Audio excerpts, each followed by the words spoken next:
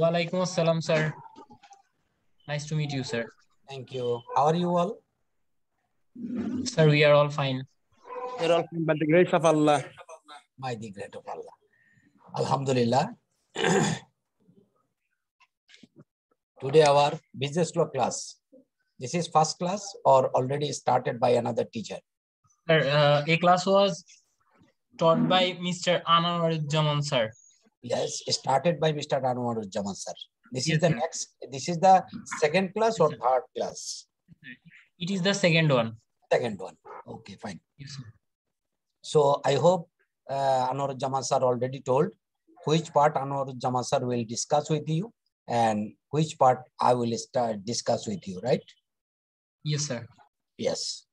I hope already you all know the syllabus and grade and marks of the syllabus, business law, is 50 marks, right?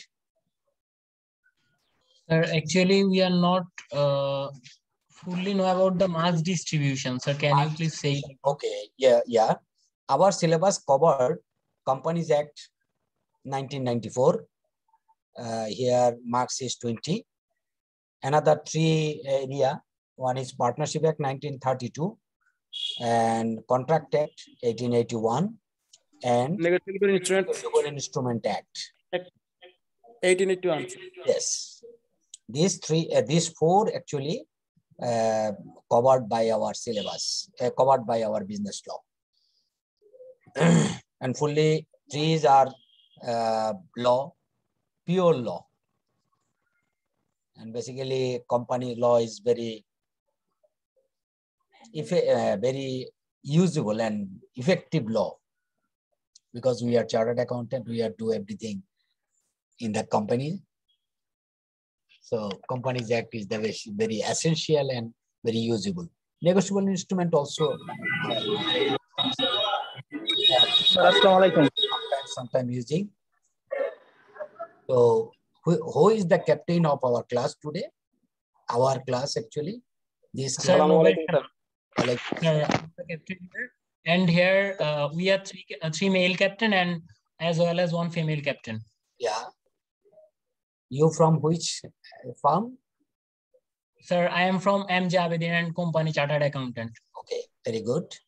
And another one, our female captain from already joined or not?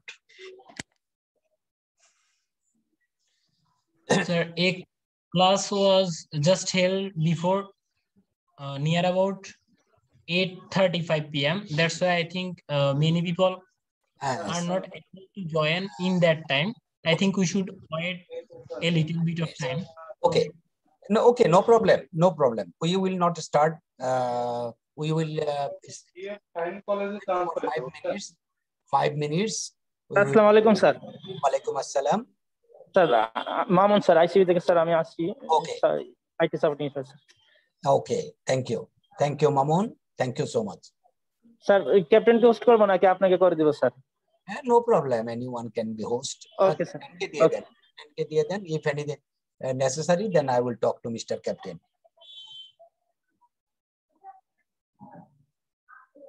Okay. So,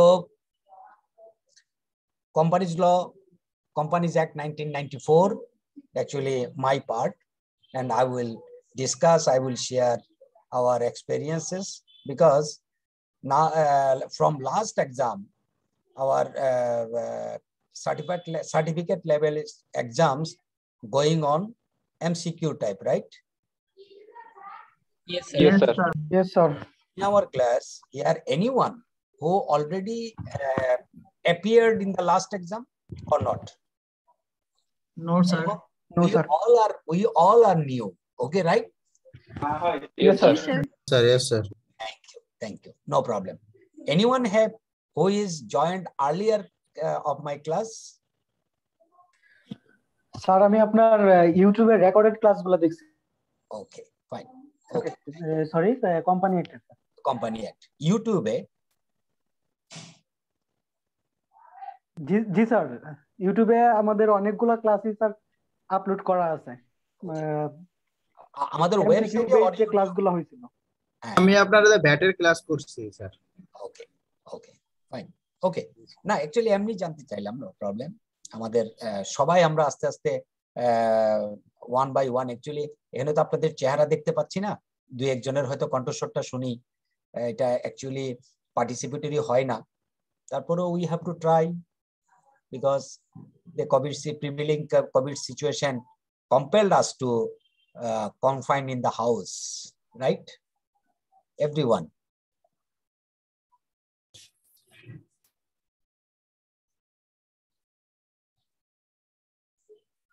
I hope everyone know my name, right? Yes, sir. Yeah, thank you. Slowly we can start. Some of my advice. Number one, for my class, you will take one separate khata so that some of my given information you can write.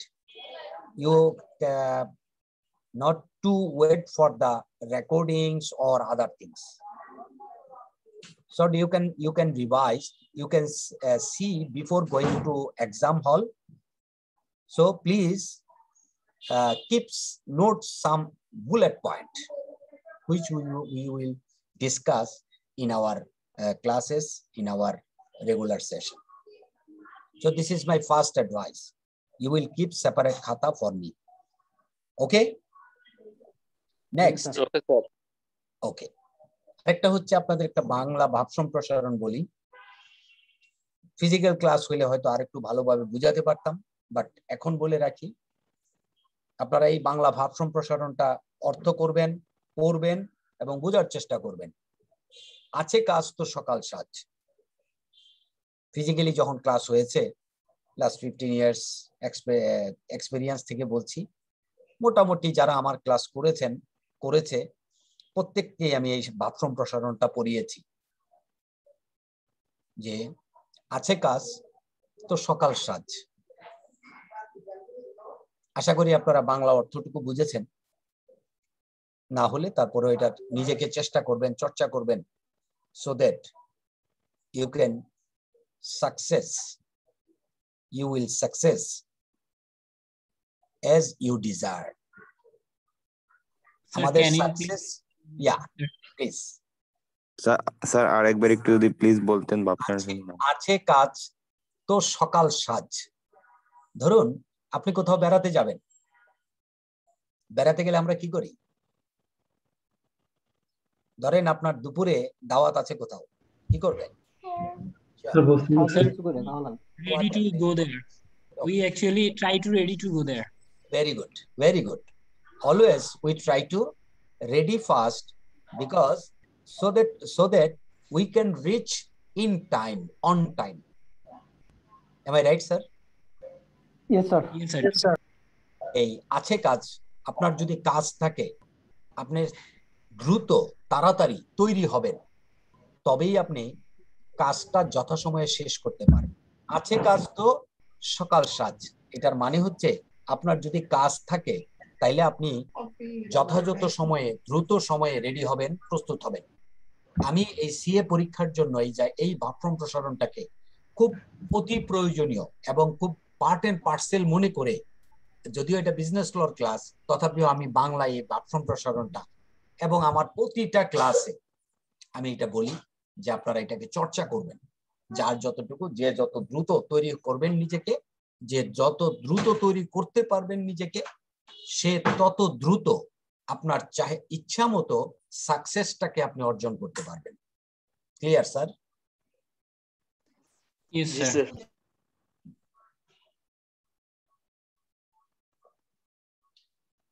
এই জন্য আমি এই ভাব সম্প্রসারণটা বলি যে আছে কাজ তো সকাল সাজ। এটার সাথে আরেকটু অংশ আছে, ওই অংশটা হচ্ছে এরকম, নাই কাজ তো খইবাজ। ওইটুকু আমরা চর্চা করব না আপাতত, আমরা এইটুকু চর্চা করব যে আছে কাজ তো সকাল সাজ। আমার যেহেতু কাজ আছে, আমাকে দ্রুত প্রস্তুতি নিতে হবে।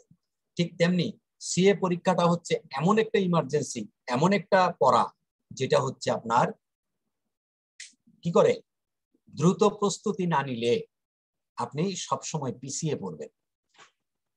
থার্ড প্রশ্ন হচ্ছে, আমরা এখানে যারা আছি অলমোস্ট সবাই কেউ গ্রাজুয়েশন করে আসছি, কেউ মাস্টার ডিগ্রি করে আসছি, রাইট? হয়তো এর নিচে একটা দুটা এক্সেপশন থাকতে পারে, বাট বেশিরভাগেরই আমাদের কোয়ালিফিকেশন হচ্ছে এরকম যে আমরা graduation and master degree complete করে আসছি, রাইট? Sir Yes, sir. জি স্যার। গ্রাজুয়েশন এবং মাস্টার ডিগ্রি করতে আপনি যখন পরীক্ষা দিয়েছেন, আপনার এক্সামিনার যখন আপনার খাতাটা দেখেছে, তখন দেখেছে আপনার খাতা, দেখেছে কি? খাতা। খাতা। খাতা। আপনার খাতা ভেরিফাই করেছে, তার উপরে নাম্বার দিয়েছে, নাম্বারিং করেছে। সিএ পরীক্ষায় এক্সামিনাররা যখন আপনার খাতাটা দেখেন, তখন খাতা দেখে না দেখে দেখেন আপনার মাথা। কি দেখে? মাথা মাথা মাথা দেখে। কথাটা কি বুঝাতে পারলাম স্যার আপনাদেরকে? Yes, sir. আমরা যে পড়াশোনাটা করে আসছি গ্রাজুয়েশন এবং মাস্টার ডিগ্রি, যেহেতু সিএ পড়াটা হচ্ছে একটা গুরুমুখী শিক্ষা, যেহেতু এটা প্র্যাকটিক্যাল এক্সপিরিয়েন্সকে একদম কাজে লাগানোর মতো একটা পরীক্ষা, সেহেতু এটা professional exam, this is not exam, this is the difference, একদম ফার ডিফারেন্স, একদম এটাকে যদি বলি মুদ্রা repeat, that is the difference between master ডিগ্রিতে আপনি 12টা সাবজেক্ট একসাথে পড়ে পরীক্ষা দিয়েছেন, আপনার কখনো ভয় লাগেনি। কিন্তু সিএতে আমরা যদি কাউকে বলি যে 6টা পরীক্ষা একসাথে দেন, বলে স্যার এত সাবজেক্ট কি করে দিব, তাই না sir? Sir, we will try our best to attempt. Yes. তো যে 3টা কথা বলার চেষ্টা করেছি, আশা করি আপনারা 3টা কথাই মনোযোগ দিয়ে শুনেছেন সবাই। এটাকে চর্চা করবেন, এটাকে যে যত বেশি চর্চা করবেন এবং দ্রুত, সে তত দ্রুত আপনার ডিজায়ার মতো সাকসেসটা আপনি ধরে ফেলতে পারবেন।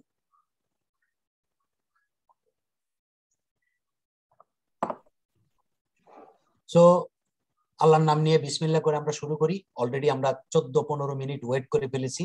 বাই দিস টাইম যে 148-58 আপনারা জয়েন করেছেন, তাদের প্রতি অবিচার করা হবে যদি আমরা ক্লাস শুরু না করি। বাকি 1-2 জনের জন্য আমরা Sir, I think we may start now, sir. Okay, thank you. We will start. So this is our business law class, এবং আমাদের my part companies act 1994। So very earlier we want to start from the definition. Definition ki private company.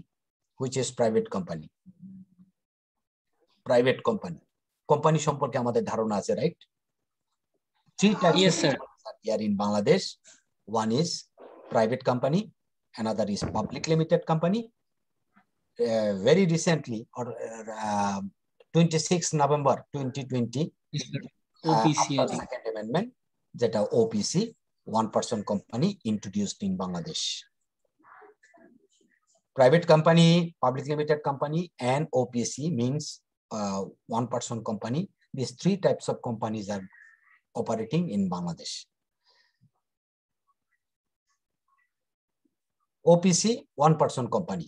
Later on we will discuss elaborately, but first we want to discuss private limited company and public limited company. When we discuss private limited company, first we have to know the definition of the private limited company. Private limited company definition, actually this is not a definition. Definition itself includes, one is counted number of the members, and 2 is restriction. One is restriction, one is prohibition. Which company is called private limited company? That type of company will say private limited company that company cannot sell their share.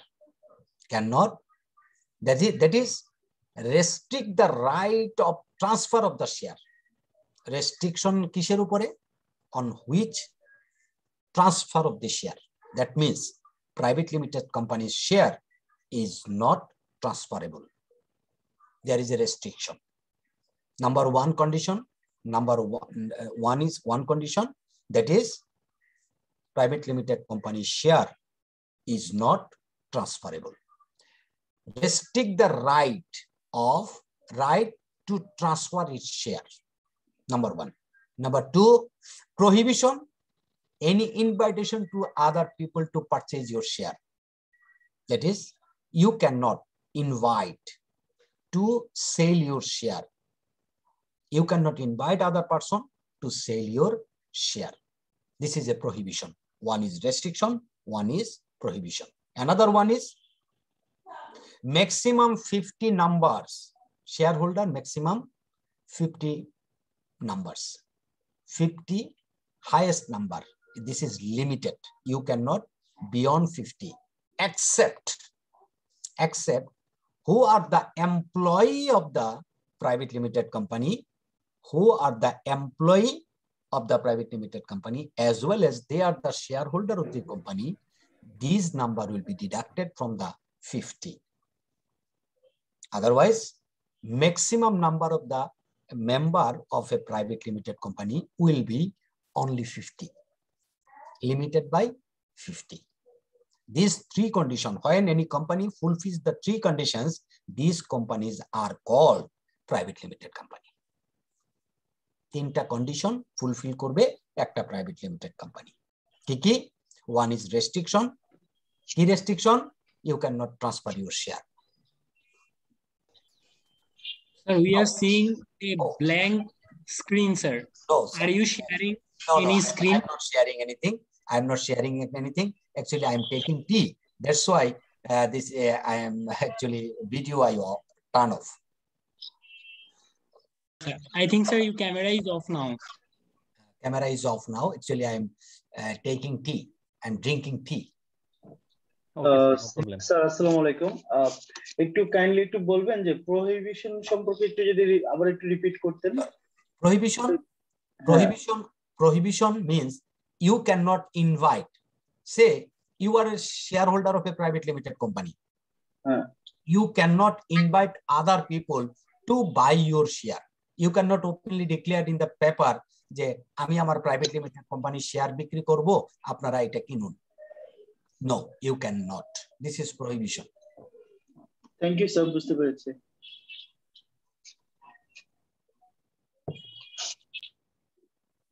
Next, 50 is the maximum number. Yes. Sir, if you mentioned that unless being employed, we can deduct that number. This term is not clear.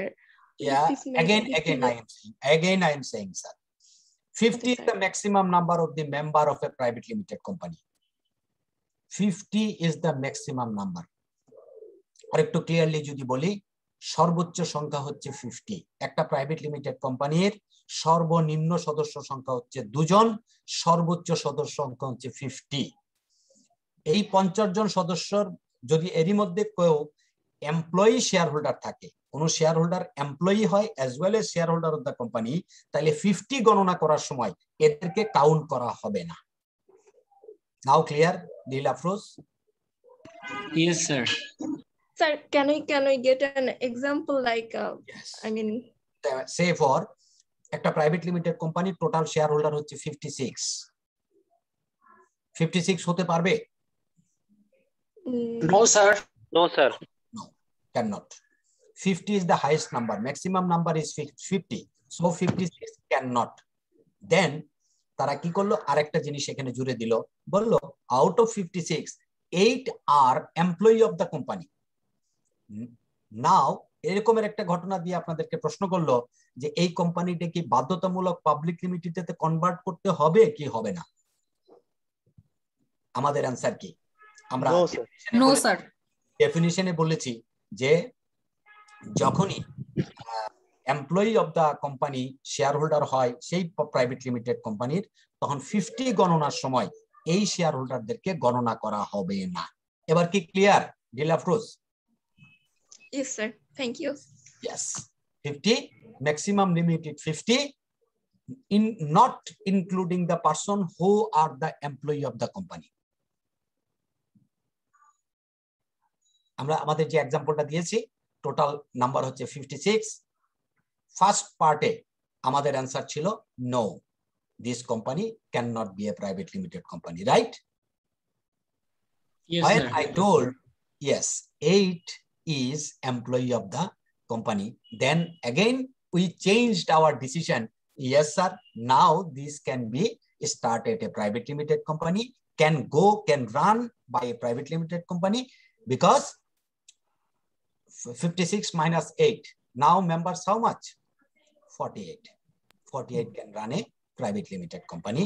It will not compulsorily convert it into public limited company. So I hope we are clear. Private limited company. Yes, sir. Sir, I have a question, sir. Can I? Sure. Sir, can an employee are treated to be a owner or a employee on this company? Private limited company shareholder hote parbe kono employee as well as shareholder, no problem. Shareholder as well as employee, no problem. Are they treated as the owner or employee? They are their company. Are they treated? They are employee and as well as they are the shareholder. Shareholder must be owner of the company. Yes, sir. I understand, sir. Thank you. Okay. Now private limited company is clear. Yes, sir. And public limited company. Sir. Here. Sir, একটু confusion আছে sir যে এক্সাম্পলটা দিলেন like 56 members ছিল sir এখানে যদি এখানে 5 জন থাকে যারা সরি লাইক 52 মেম্বার্স যারা হচ্ছে তাদের মধ্যে 2 জন হচ্ছে 56 মেম্বার্সের মধ্যে মেম্বার্স হচ্ছে যে শেয়ার হোল্ডার প্লাস এমপ্লয়ি, তাহলে স্যার এক্ষেত্রে কি হবে? 56 এর মধ্যে out of 56 how much are the employee of the employee shareholder? Employee as well as shareholder, how much? Number is how much? Number, what number? 57.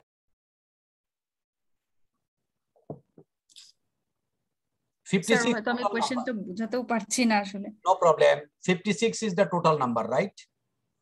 Yes, sir. Now employee as well as. Yes, sir.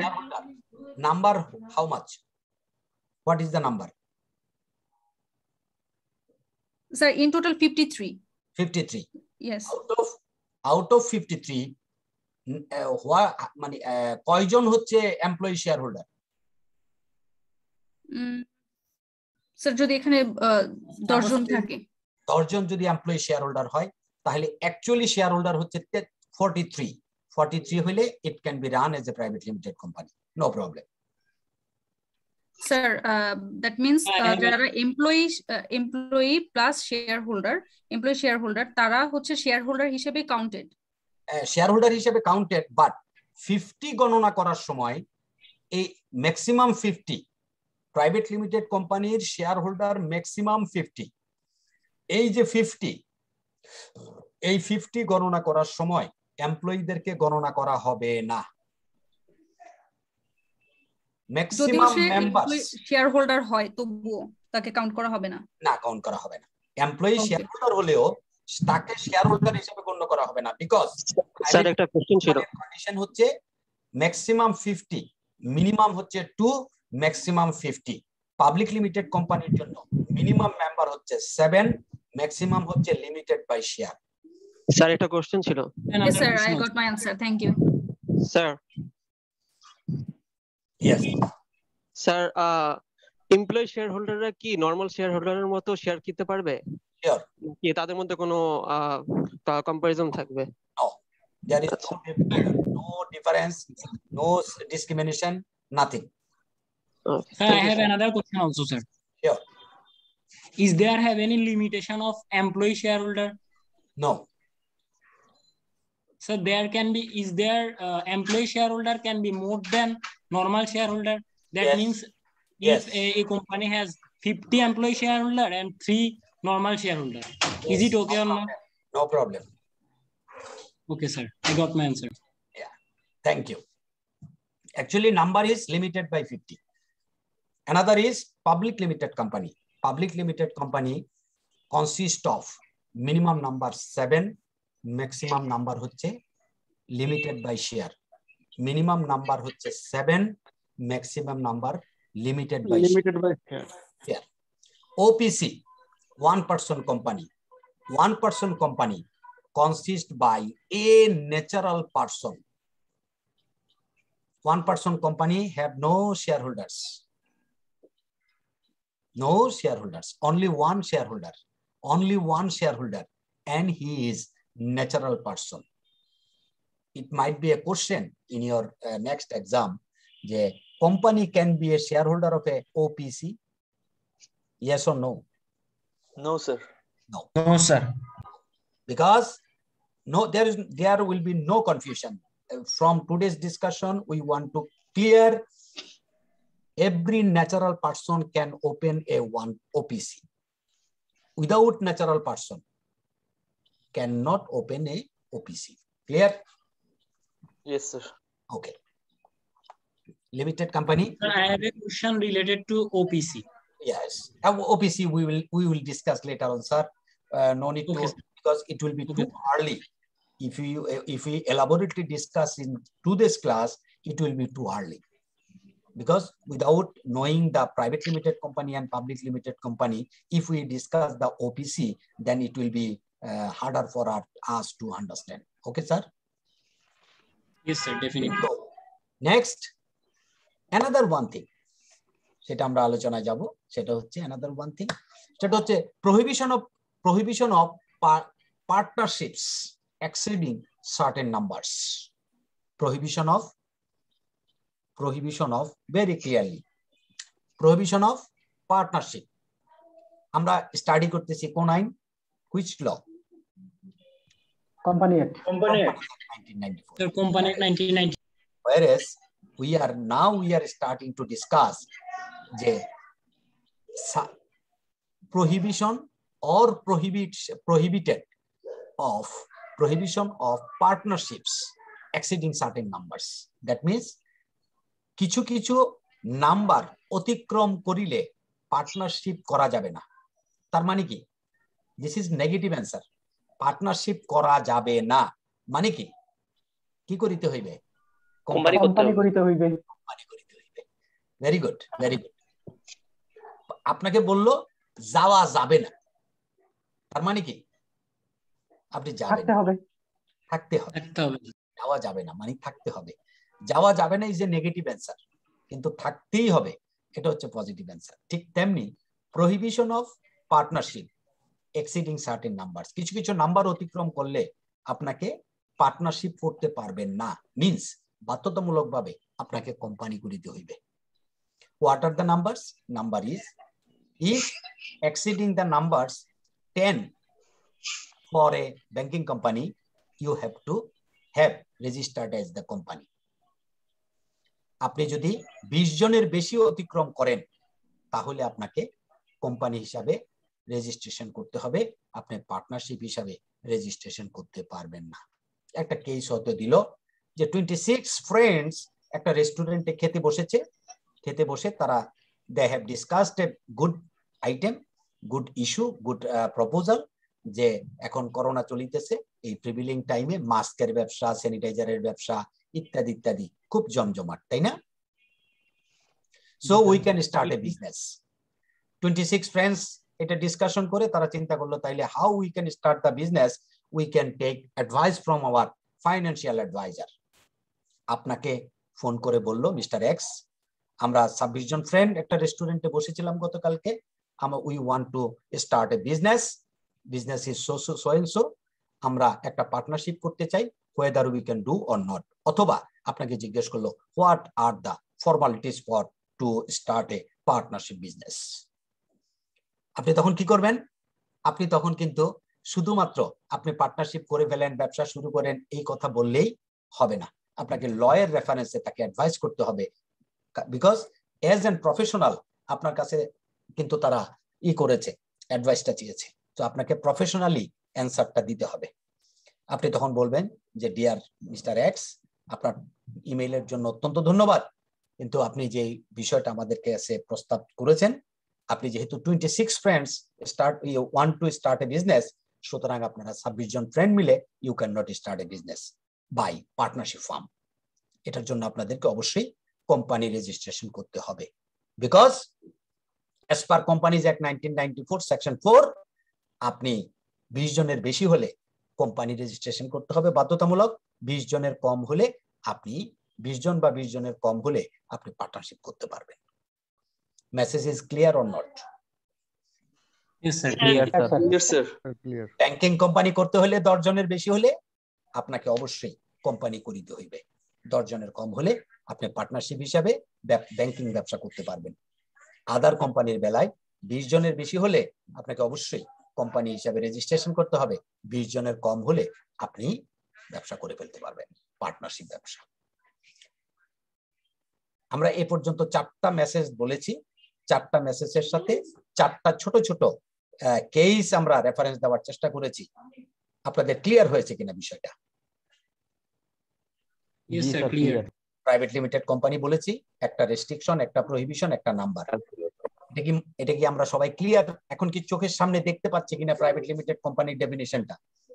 Yes, sir. Yes, sir. একটা restriction, আপনি share বেচতে পারবেন না। একটা prohibition, আপনি invite করতে পারবেন না। একটা নাম্বার, সেই নাম্বারটা হচ্ছে 50। আরেকটার সাথে কন্ডিশন বলেছি, 50-র সাথে একটা কন্ডিশন বলেছি যে employee will not be included in your 50 numbers. Clear sir? তারপরে বলেছি if it is a private limited company, minimum number of the members is 2, and if it is a limited company, minimum number is 7. And OPC is a separate issue, new issue for our country. এটা 26 November 2020 থেকে শুরু হয়েছে। এটা এখনো পর্যন্ত ঠিক popularly এটা একদম এক্সপ্যান্ডেড হয়েছে, রেজিস্ট্রেশন হিউজ হয়েছে, not likely, but slowly is improving. Sir, is there have any OPC company in Bangladesh now? Yes, started. 2, 3, 4, 5 company already registered and is doing their business. Actually, I have no idea and I don't know the name even. আমি শুনেছি যে registration হয়েছে 2-3টা company, but I don't know the name. At this moment, I cannot refer. Another one thing, যেটা হচ্ছে আমরা বলেছি যে private limited company, public limited company and OPC, right? Yes, sir. Yes. 26 November 2020-এ নতুন একটা সেকশন ইনসার্ট হয়েছে in the companies act 1994, সেটা হচ্ছে 11 ক। কি সেকশন কি? 11 ক। সেখানে বলেছে যে আপনি যে কোম্পানিগুলোর নামকরণ করবেন, অর্থাৎ নেম অফ দ্য কোম্পানি আপনি কিভাবে পড়বেন। If it is a 1 person company, you will abbreviate OPC। কি করবেন? OPC। আপনার নামের শেষে লেখা থাকবে জামান XYZ OPC. Then you can understand this is a 1 person company. XYZ Limited, that means it's a private limited company. Earlier it was like that, XYZ private limited company এরকম লেখা থাকতো, আপনারা নিশ্চয়ই দেখেছেন অতীতে। কিন্তু এখনো যদিও সমস্ত কোম্পানিগুলোর নাম এরই মধ্যে পরিবর্তন হয় নাই, তথাপিও 11 ক ইনসার্ট হওয়ার পর থেকে আমাদের পড়ার সময় বা বলার সময় বা নতুন করে যে কোম্পানিগুলো রেজিস্ট্রেশন হচ্ছে, আলটিমেটলি সেই কোম্পানিগুলো এই নতুন ফর্মে লেখা হয়ে থাকে XYZ Limited, not private limited, and XYZ PLC. When we will see PLC, that we will understand this is a public limited company. This is a public limited company. So for OPC, for 1 person company, it will be OPC. For private limited company, it will be limited. Earlier, actually, public limited company জন্য ছিল limited, আর এখন private লিমিটেডের জন্য হচ্ছে limited, আর public লিমিটেডের জন্য হচ্ছে PLC. Whether we are clear or not? Clear, sir. Thank you. Then section 6, for registration of a company. For registration a company, আমাদেরকে 2টা বই রেজিস্ট্রেশনের জন্য জমা দিতে হয়।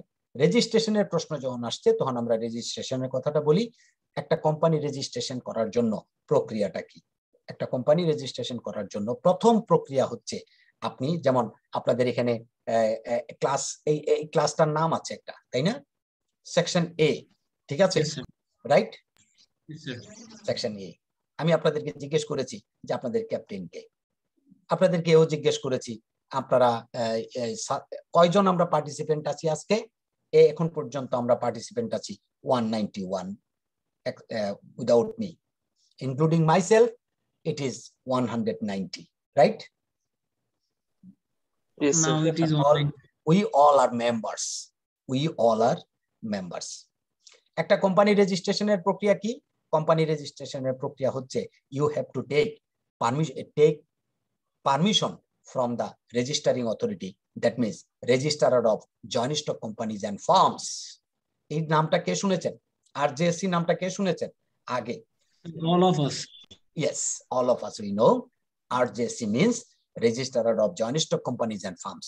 যারা কোম্পানি, সোসাইটি, তারপরে হচ্ছে ফার্মস, এদের রেজিস্ট্রেশন দিয়ে থাকে এবং তাদের রেগুলেটরস, ঠিক কি না?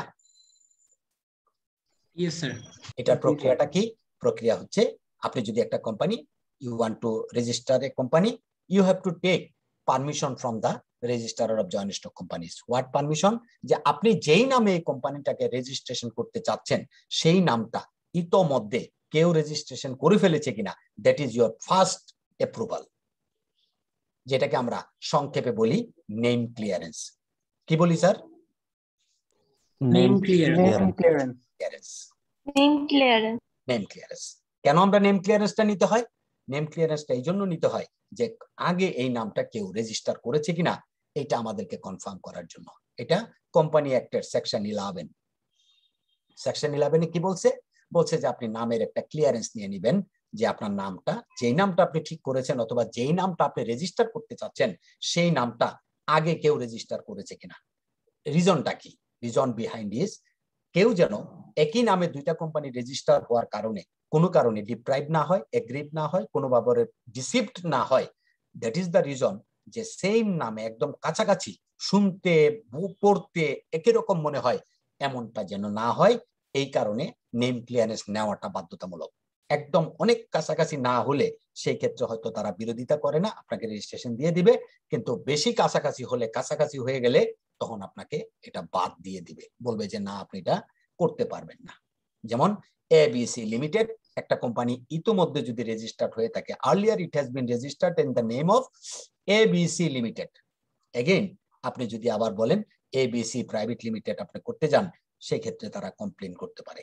অথবা আগে যে রেজিস্ট্রেশনটা হয়েছে সেখানে ABC লেখা ছিল ক্যাপিটাল লেটার, আপনি যে নতুন যে কোম্পানিটা আপনি রেজিস্ট্রেশনের জন্য যেতে চাচ্ছেন সেই কোম্পানিটাতে আপনি ABC লিখেছেন স্মল লেটার। পড়ার সময় ক্যাপিটাল অর স্মল এটা কি বোঝা যাবে না পড়া যাবে? বোঝা যাবে না। না, বোঝা যাবে না। ABC limited, ABC private limited, যে নামই আমরা বলি না কেন এটা আলাদা করা যাবে না। এরকমের যে কাছাকাছি নামগুলো আছে সেগুলো দিবে না। যেমন Safara IT, Safara IT limited, Safara BD limited, এই নামটা কাছাকাছি নাকি খুব দূরে দূরে? কাছাকাছি। এরকমের নাম আপনি পাবেন না। এইটাকে প্রতিরোধ করার জন্য নেম ক্লিয়ারেন্সের ব্যবস্থা রাখা আছে, that is you have to take permission from the name, অর্থাৎ নামের অ্যাপ্রুভালটা আপনি নেওয়া। দিস ইজ আমরা বলছি নেম ক্লিয়ারেন্স, যে ইয়েস এই নামটা আপনি রেজিস্টার করতে পারবেন, এই জন্য এটার নাম হচ্ছে নেম ক্লিয়ারেন্স। আরেকটা জিনিস আছে, আরেকটা জিনিসের নেম ক্লিয়ারেন্স আপনি নিতে পারবেন না, মানে আরেকটা রেজিস্ট্রেশন নিতে পারবেন না, দ্যাট ইজ হোয়াট, সেটা হচ্ছে আপনি নিতে পারবেন না। এই বাংলাদেশের যেমন ওয়াসা লিমিটেড আপনি নিতে পারবেন না, নিতে পারবেন না স্যার। না। ওয়াবদা লিমিটেড পারবেন? পিডিবি লিমিটেড, TNT লিমিটেড পারবেন, নিতে পারবেন? না স্যার। No sir. কেন? এগুলি গভর্নমেন্টের অর্গানাইজেশন, এইগুলির আপনি প্রাইভেট লিমিটেড কোম্পানি হিসাবে, পাবলিক লিমিটেড কোম্পানি হিসাবে, ওপিসি হিসাবে you can not register. Third হচ্ছে পৃথিবীর বহু অর্গানাইজেশন আছে, ইন্টারন্যাশনাল অর্গানাইজেশন অথবা আঞ্চলিক অর্গানাইজেশন, যেই অর্গানাইজেশনগুলোর এব্রিভিয়েশন অলরেডি ওয়ার্ল্ড ওয়াইড কাজ করছে, এব্রিভিয়েশনও পরিচিত প্লাস অর্গানাইজেশনগুলো ওয়ার্ল্ড ওয়াইড কাজ করছে। যেমন WHO আমরা নাম শুনেছি? জি স্যার। স্যার বাংলাদেশে আমি যদি একটা কোম্পানি রেজিস্টার করতে চাই WHO লিমিটেড, পারবো? No sir. No sir. No sir specifically guideline হচ্ছে it is restricted by law যে আপনি এই ধরনের ইন্টারন্যাশনাল, যেমন ইউনেস্কো লিমিটেড, পারবেন? No sir. No, sir. SAARC limited, পারবো? না স্যার। না, পারবো না। কারণ দেখি এগুলি হচ্ছে ইন্টারন্যাশনাল, ন্যাশনাল এবং আঞ্চলিক অর্গানাইজেশন, যেগুলোর এব্রিভিয়েশন গুলো ওয়ার্ল্ড ওয়াইড ব্যবহৃত হচ্ছে। এগুলো, এই ধরনের অর্গানাইজেশন গুলো আপনি কোম্পানি হিসাবে রেজিস্টার করতে পারবেন না। এই তিনটা জিনিস কি আমরা ক্লিয়ার হলাম কিনা স্যার? নেম ক্লিয়ারেন্সের। Yes Yes, sir. sir. I have a question related to it, sir. Sure. Sir, from when this system was applied? Which system, sir? The name clearance system. Oh, From name when it clearance. was When applied? you will apply, when you will apply to the registrar of joint stock companies, they will give you answer yes or no. If it is yes, then they will give you the specific time. Within 30 days, you have to register. Otherwise, your name will be lapsed.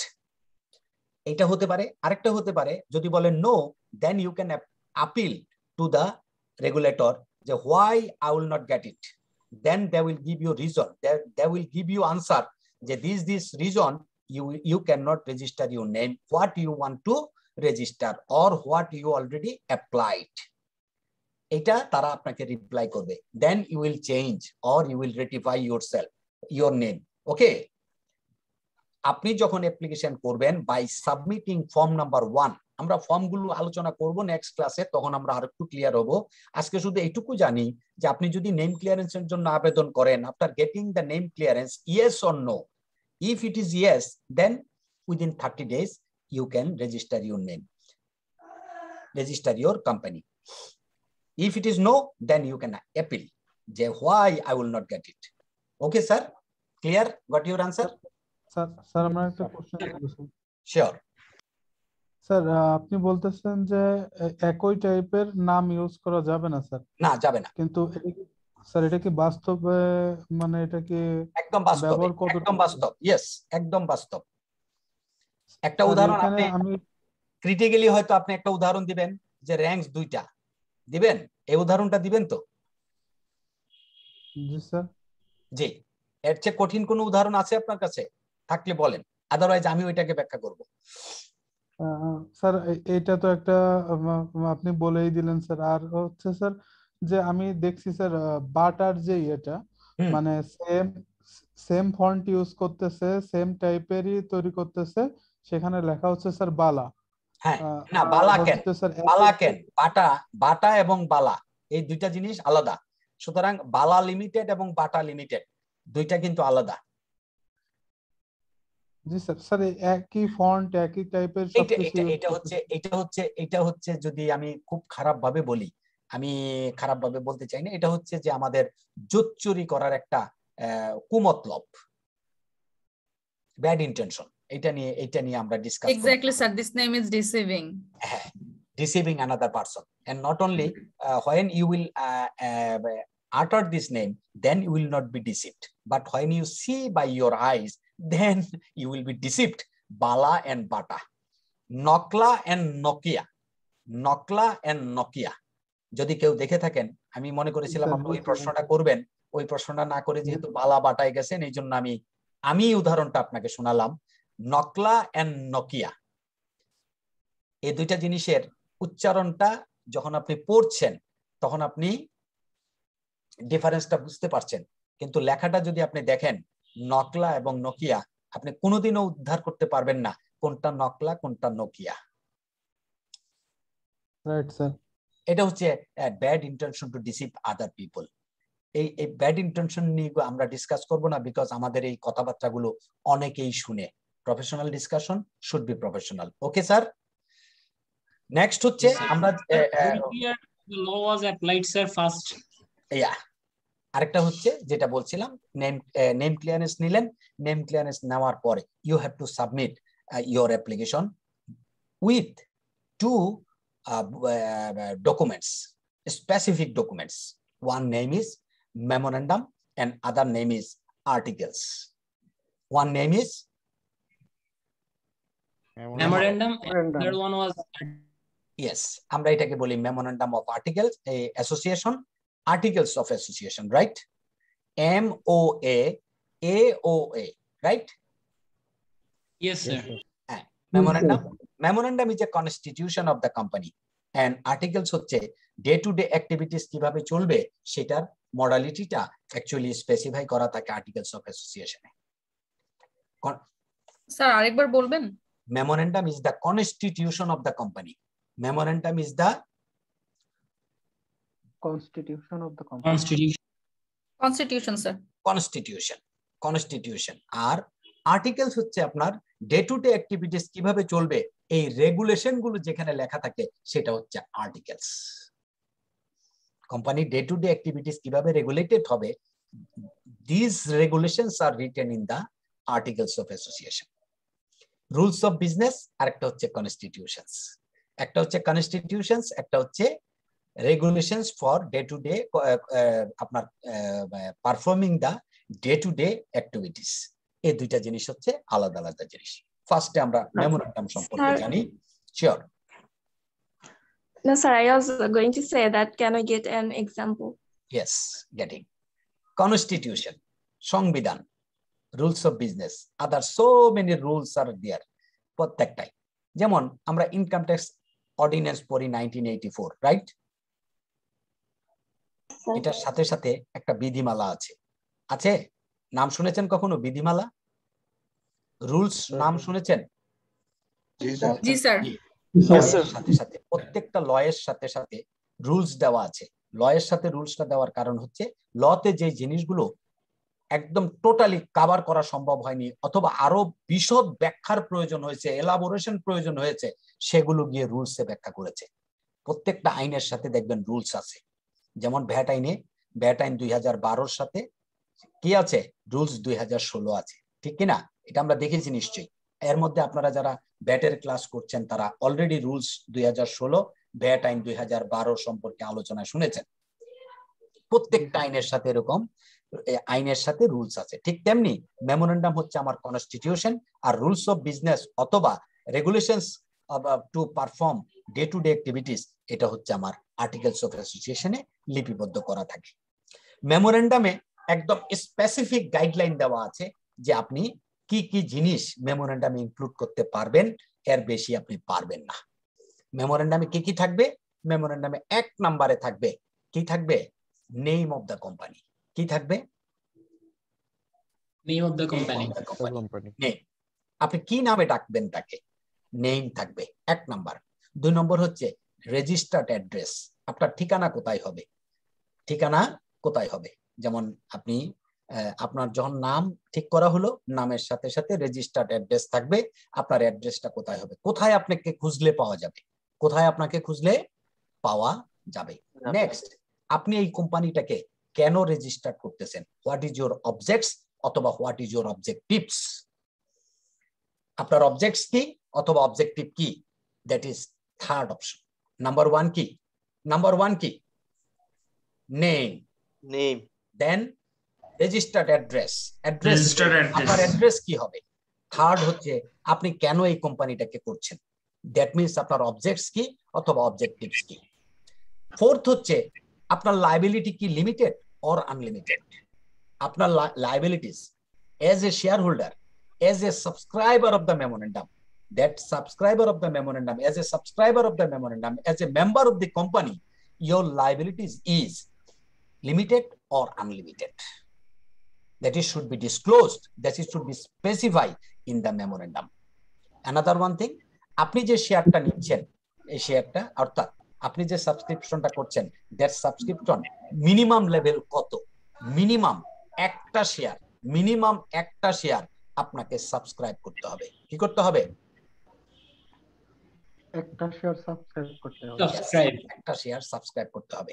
এবং total যে শেয়ারটা আপনি subscribe করতে যাচ্ছেন, অর্থাৎ আপনাদের যে 20 জনের যে কোম্পানিটা, 26 জনের যে কোম্পানিটা করতে গিয়েছিলেন, সেখানে যেই পেইড আপ ক্যাপিটালটা আপনারা দিতে চাচ্ছেন, সেই পেইড আপ ক্যাপিটালটা ওটা কি 10 টাকা হবে, 100 টাকা হবে এক একটার দাম, নাকি 1000 টাকা হবে? অর্থাৎ আপনারা 26 জনে এক একজনে 1 টাকা করে 26 টাকা দিবেন, 10 টাকা করে 260 টাকা দিবেন, 100 টাকা করে 2060 টাকা 2600 টাকা দিবেন, নাকি 1000 টাকা করে 2,60,000 টাকা দিবেন?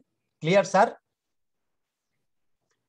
Sir, is the face value of company now, sorry, is the share of company is now face value is 10 taka? Yes. In all the companies of Bangladesh? Yes, 10 taka is mandatory. 10 taka is mandatory by not by Companies Act. This is by Securities and Exchange Commission. Bangladesh Securities and Exchange Commission. This is a rules given by Bangladesh Securities and Exchange Commission. Every share will be face value will be taka 10. No deviation, no discrimination. This is not limited by Companies Act. Companies Act will not say what will be the face value of your share. They will asking you how much will be your paid up capital, how much will be your authorized capital. Now come to the point, what are the authorized capital? Authorized capital means your registered capital. Authorized capital means your registered capital, and paid up capital means how much now you want to pay it. Okay. Yes, sir. Yes, sir. Minimum 1 share you have to subscribe. If you want to be a member of a company, you have to subscribe minimum 1 share. Minimum 1 share. Yes. 1 share. Yes. And another one thing, in the memorandum, every subscriber, opposite of the subscriber, written the number. It is actually not is the condition. It is actually it is needed. It is necessary. It is a requirement. When if you buy something, in the super shop or a big shop, then they will give you money receipt, right? Yes, sir. Yes, sir. আপনি যদি 100 টাকার জিনিস কিনেন, আপনাকে 10 টাকার মানি receipt দিবে না 100 টাকার মানি রিসিপ্ট দিবে? 100 টাকা। 100 টাকার মানি রিসিপ্ট দিবে। আপনি 100 টাকার জিনিস কিনলে 10 টাকার মানি রিসিপ্ট দিলে আপনি কি দোকানদারকে বলবেন থ্যাংক ইউ ভাই? স্যার। আপনি নিশ্চয়ই প্রশ্ন করবেন যে ভাই আমি তো 100 টাকার জিনিস কিনলাম, 100 টাকা আমি পেমেন্টও করলাম, আপনি আমাকে 10 টাকার মানি রিসিপ্ট দিচ্ছেন কেন? এটা প্রশ্ন করবেন না আপনি? স্যার। নাকি মানি রিসিপ্টটা উল্টাইও দেখবেন না? No sir. নো। আপনারা আরেকটা জিনিস আজকে বলি, এটা টিপস দিয়ে রাখি। আপনারা যখনই কোনো রেস্টুরেন্টে খেতে যাবেন, রেস্টুরেন্টে খেতে গেলে আমরা নরমালি যদি এরকম হয় যে আমরা যদি বন্ধু খেতে যাই অথবা বন্ধু বান্ধবী খেতে যাই, আমরা নরমালি দেখা যায় যে খাবারের বিলটা যখন আমাদের সামনে এনে দেয় আমরা কখনো পড়ে দেখি না, মনে করি যে এটা যদি পড়ে দেখি এখন কে কি মনে করবে ইত্যাদি ইত্যাদি। এটা আমি একদম এক্সপেরিয়েন্স শেয়ার করতেছি আপনাদের সাথে। No, never ever, never will do this. যখনই আপনার সামনে বিলটা এনে প্লেস করবে, আপনি পুরো বিলটা পড়ে দেখবেন যে আপনি কি কি খেয়েছেন এবং সেই জিনিসগুলো এখানে নাম্বারগুলো উঠেছে কিনা এবং তার প্রাইসটা ঠিক আছে কিনা এবং মাল্টিপ্লিকেশনটা ঠিক আছে কিনা। আজকে থেকে এটা প্র্যাকটিস করবেন। আজকে থেকে মানে এখন তো আর বাইরে যাবেন না, যখনই বাইরে খেতে যাবেন লজ্জা পাওয়ার কিছু নাই। Your rights.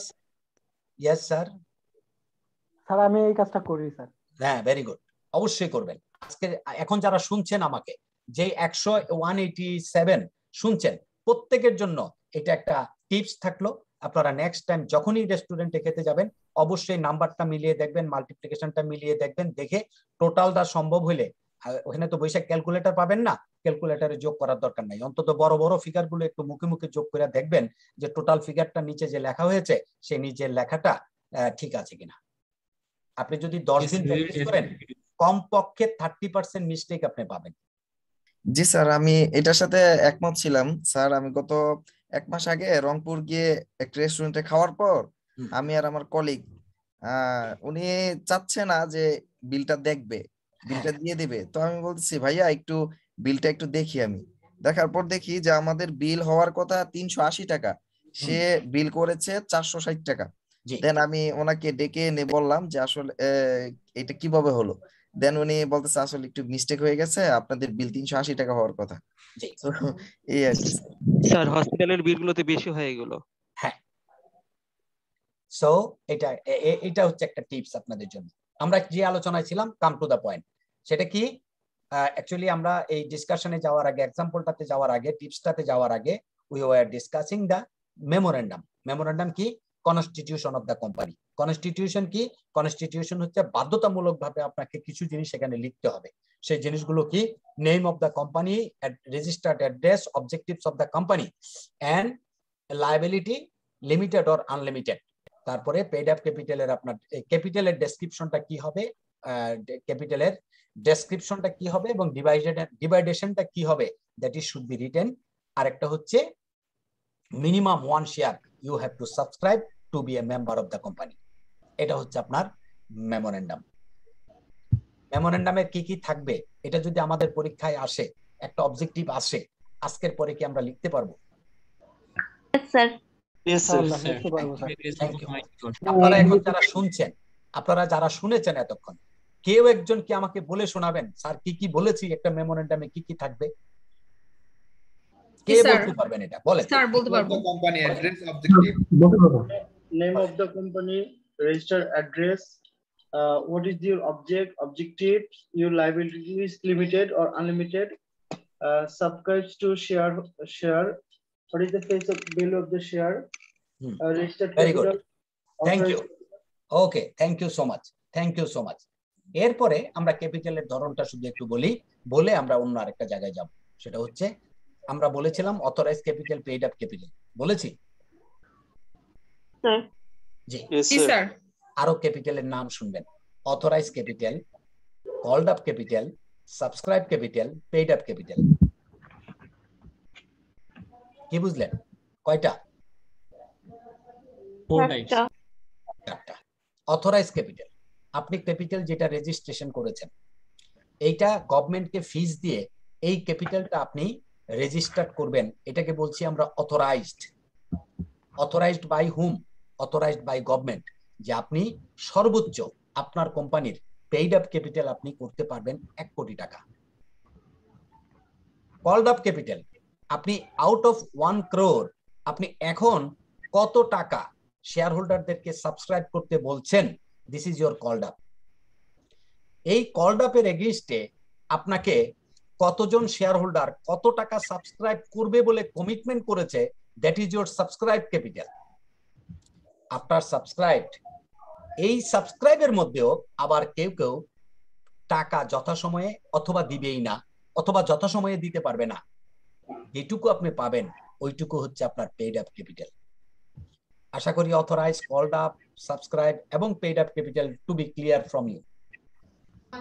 স্যার বলেন। স্যার ক্লিয়ার হতে পারিনি স্যার, আরেকবার বলবেন? Authorised capital, this is your registered capital. আপনাকে অথরাইজড করেছে বাই হুম?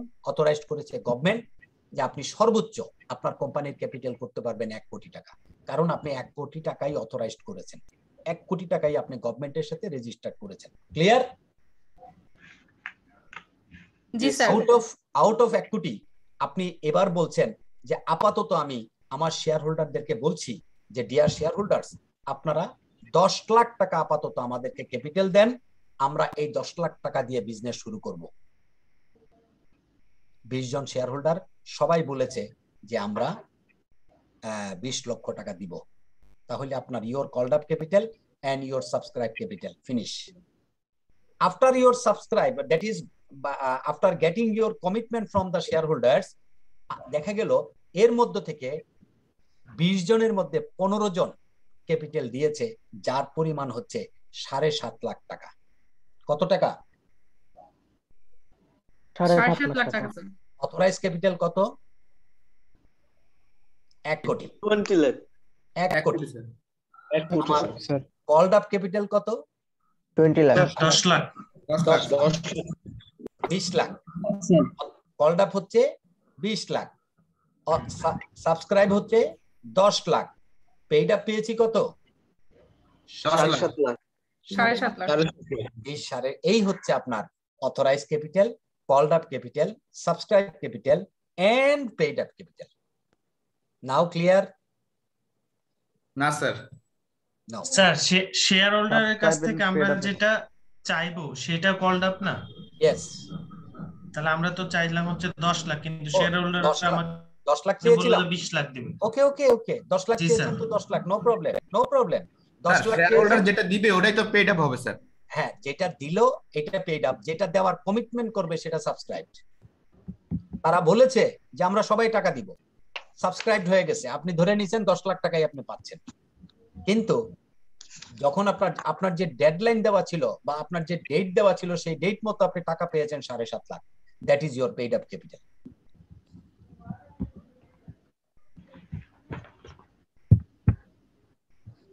এবার কি clear? Sir, is there any difference between called up and subscribed capital? Of course. এর যদি আমরা এরকম করি যে আমরা অথরাইজ ক্যাপিটাল 1 কোটি, আমরা কলড আপ করেছি 20 লাখ, আমরা আমার যে 20 শেয়ার হোল্ডার্স আছে সবাইকে বলেছি আপনারা 1 লাখ টাকা করে জমা দেন। আলটিমেটলি সমস্ত শেয়ার হোল্ডাররা মিটিং এ বলেছে যে এই মুহূর্তে আমাদের পক্ষে 1 লাখ টাকা করে দেওয়া সম্ভব না, আমরা 50,000 টাকা করে দিব। 50,000 টাকা করে কত টাকা হবে? 10 লাখ। আমরা চেয়েছিলাম কত? 20 লাখ। এবার কি কলড আপ এবং সাবস্ক্রাইবের মধ্যে ডিফারেন্স হয়েছে? জি স্যার, থ্যাংক ইউ। দেওয়ার সময় 7.5 লাখ টাকা দিয়েছে। এবার কি 3টা স্টেজ হলো স্যার? জি sir. Authorise 1 crore, called up 20, subscribe 10, paid up 7.5। ঠিক হলো স্যার? এবার জি sir, thank you. Thanks. Sir একটা কোশ্চেন ছিল। জি বলেন। স্যার অথরাইজড ক্যাপিটাল কি স্যার পুরোটাই কি কলড আপ করা যায়? 100%। You cannot go beyond the authorized capital. Section 155 যখন আমরা আলোচনা করব তখন আমরা এটা নিয়ে বিস্তারিত আলোচনা করব। এখন আপনার প্রশ্নের প্রেক্ষিতে আজমির একটা কথাই বলে রাখি, সেটা হচ্ছে you cannot go beyond the authorized capital। মানে কি? মানে হচ্ছে স্যার আমি অথরাইজ ক্যাপিটালের থেকে বেশি আমরা হচ্ছে কলড আপ ক্যাপিটাল করতে পারি না, করতে পারবো না, নো ওয়ে। কিন্তু উইদিন দা পারবো। জি স্যার। স্যার আরেকটা হচ্ছে স্যার রিজার্ভ ক্যাপিটাল, যদি স্যার একটু বুঝিয়ে বলতেন স্যার। রিজার্ভ ক্যাপিটাল আমরা পরে আলোচনা করি। রিজার্ভ ক্যাপিটাল হচ্ছে ক্যাপিটালের যে পার্টটা আপনি এখনো নেন নাই, এটাকে আপনি রিজার্ভে রেখেছেন, when it will be winding up of the company, আপনি তখন এটার টাকাটা নিয়ে দেন আপনি ব্যবহার করবেন। This is reserve capital, not capital reserve. দুইটা শব্দ, একটা হচ্ছে রিজার্ভ ক্যাপিটাল আর একটা হচ্ছে ক্যাপিটাল রিজার্ভ।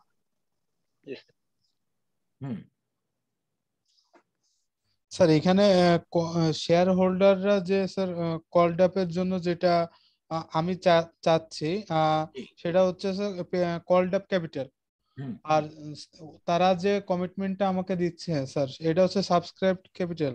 জি। আর স্যার আলটিমেটলি আমি লাস্টে যেটা পাচ্ছি সেটা হচ্ছে পেইড আপ ক্যাপিটাল। ইয়েস, আপনি টাকা যেটা পেয়েছেন সেটা পেইড আপ ক্যাপিটাল। এইটার সাথে আপনার ব্যাংকের সাথে সম্পর্ক আছে, বাকি তিনটার একটার সাথে ব্যাংকের কোনো সম্পর্ক নাই। Okay sir, thank you sir. Clear? জি স্যার। আর sir subscribe capital called up ক্যাপিটালের চেয়ে বেশি হবে না, তাই তো? মানে ইকুয়াল হতে পারে, ইকুয়াল হতে পারবে, বেশি হতে পারবে না। কারণ আপনি যখন বললেন যে আপনারা 20 লাখ টাকা দেন, সবাই মিলে এই কথা বলবে না যে না না না 20 লাখ না আমরা 25 লাখ দেব, এটা বলবে স্যার কখনো? না স্যার, না, এটা বলবে না। হ্যাঁ, ওভার সাবস্ক্রিপশন আছে, that is another issue. This is over subscription, not called আপের বেশি সাবস্ক্রিপশন না। ওকে স্যার অথরাইজ ক্যাপিটালের সময় কি আমাকে একটা সাবস্ক্রাইব করতে হবে? নো, অথরাইজ ক্যাপিটাল রেজিস্ট্রেশন হয়ে যাবে, মেমোরেন্ডাম রেজিস্ট্রেশন হয়ে যাবে, পরবর্তীতে আপনি সাবস্ক্রিপশন নেবেন। আচ্ছা, আশা করি স্যার একটা কোশ্চেন ছিল স্যার। মেমোরেন্ডাম শেষ। জি বলেন। স্যার জিনিসটা হচ্ছে আমার যে অথরাইজড ক্যাপিটাল তো হচ্ছে স্যার এক একটা কোম্পানিতে এক এক রকম থাকে। স্যার এটা কি আমার কোনো রুলস রেগুলেশন ওয়াইজ আমাকে অথরাইজ করা হয় নাকি স্যার আমি অথরাইজ করতে চাচ্ছি যেমন 1 কোটি টাকা? আপনি যতটুকু টাকা অথরাইজ করবেন, এটা নরমালি যেটা করে, যেহেতু এটার সাথে গভর্নমেন্টের একটা ফিস জড়িত আছে, সেহেতু কোন একটা কোম্পানি 1 কোটি টাকা, 50 লাখ, 1 কোটি, যেমন 1 কোটি টাকা যদি আপনি অথরাইজ করতে চান, প্লাস মাইনাস আপনার 28,000 টাকা খরচ হবে, কথার কথা। এই আপনি যদি পরবর্তী 1 কোটি টাকা করেন আরো 8,000 টাকা লাগবে। দ্যাট ইজ আপনি যদি 2 কোটি টাকা অথরাইজ করেন আপনার 36-37,000 টাকা গভর্নমেন্ট ফিস লাগবে। এরকম বটম লাইন হচ্ছে আপনি যদি 1 কোটি 50 লাখও করতে পারবেন, ইভেন 1 লাখ টাকাও যদি আপনি অথরাইজ করেন, নো ম্যাটার, আপনাকে ওইভাবে এটা ডিপেন্ড করে স্যার মালিকের উপরে স্যার। এক্স্যাক্টলি। জি স্যার, থ্যাংক ইউ এটা স্যার। ইচ্ছার উপরে, এবং জি স্যার। আপনি ভবিষ্যতে কোথায় যেতে চান, আপনার পেড আপ ক্যাপিটাল কততে নিচে চান, অথবা নো ম্যাটার, আপনি ইন বিটুইন ইউর বিজনেস আপনি পরবর্তী সময় কিন্তু এটাকে ইনক্রিজ করতে পারবেন। একটাই অসুবিধা, সেটা হলো অথরাইজ ক্যাপিটাল বাড়ানোর সময় আপনাকে একটা এক্সট্রা অর্ডিনারি রেজুলেশন করতে হবে, that is by EGM, extra ordinary meeting. এটা হচ্ছে ব্যতিক্রম। স্যার, জি স্যার রেজিস্ট্রেশনটা কোন কোন কোম্পানির ক্ষেত্রে এটা প্রযোজ্য? Public, private, both?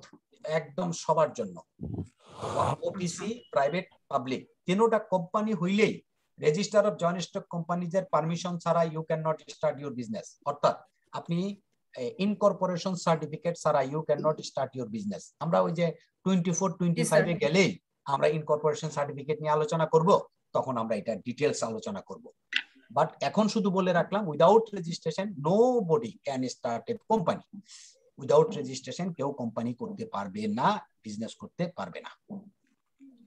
ক্লিয়ার?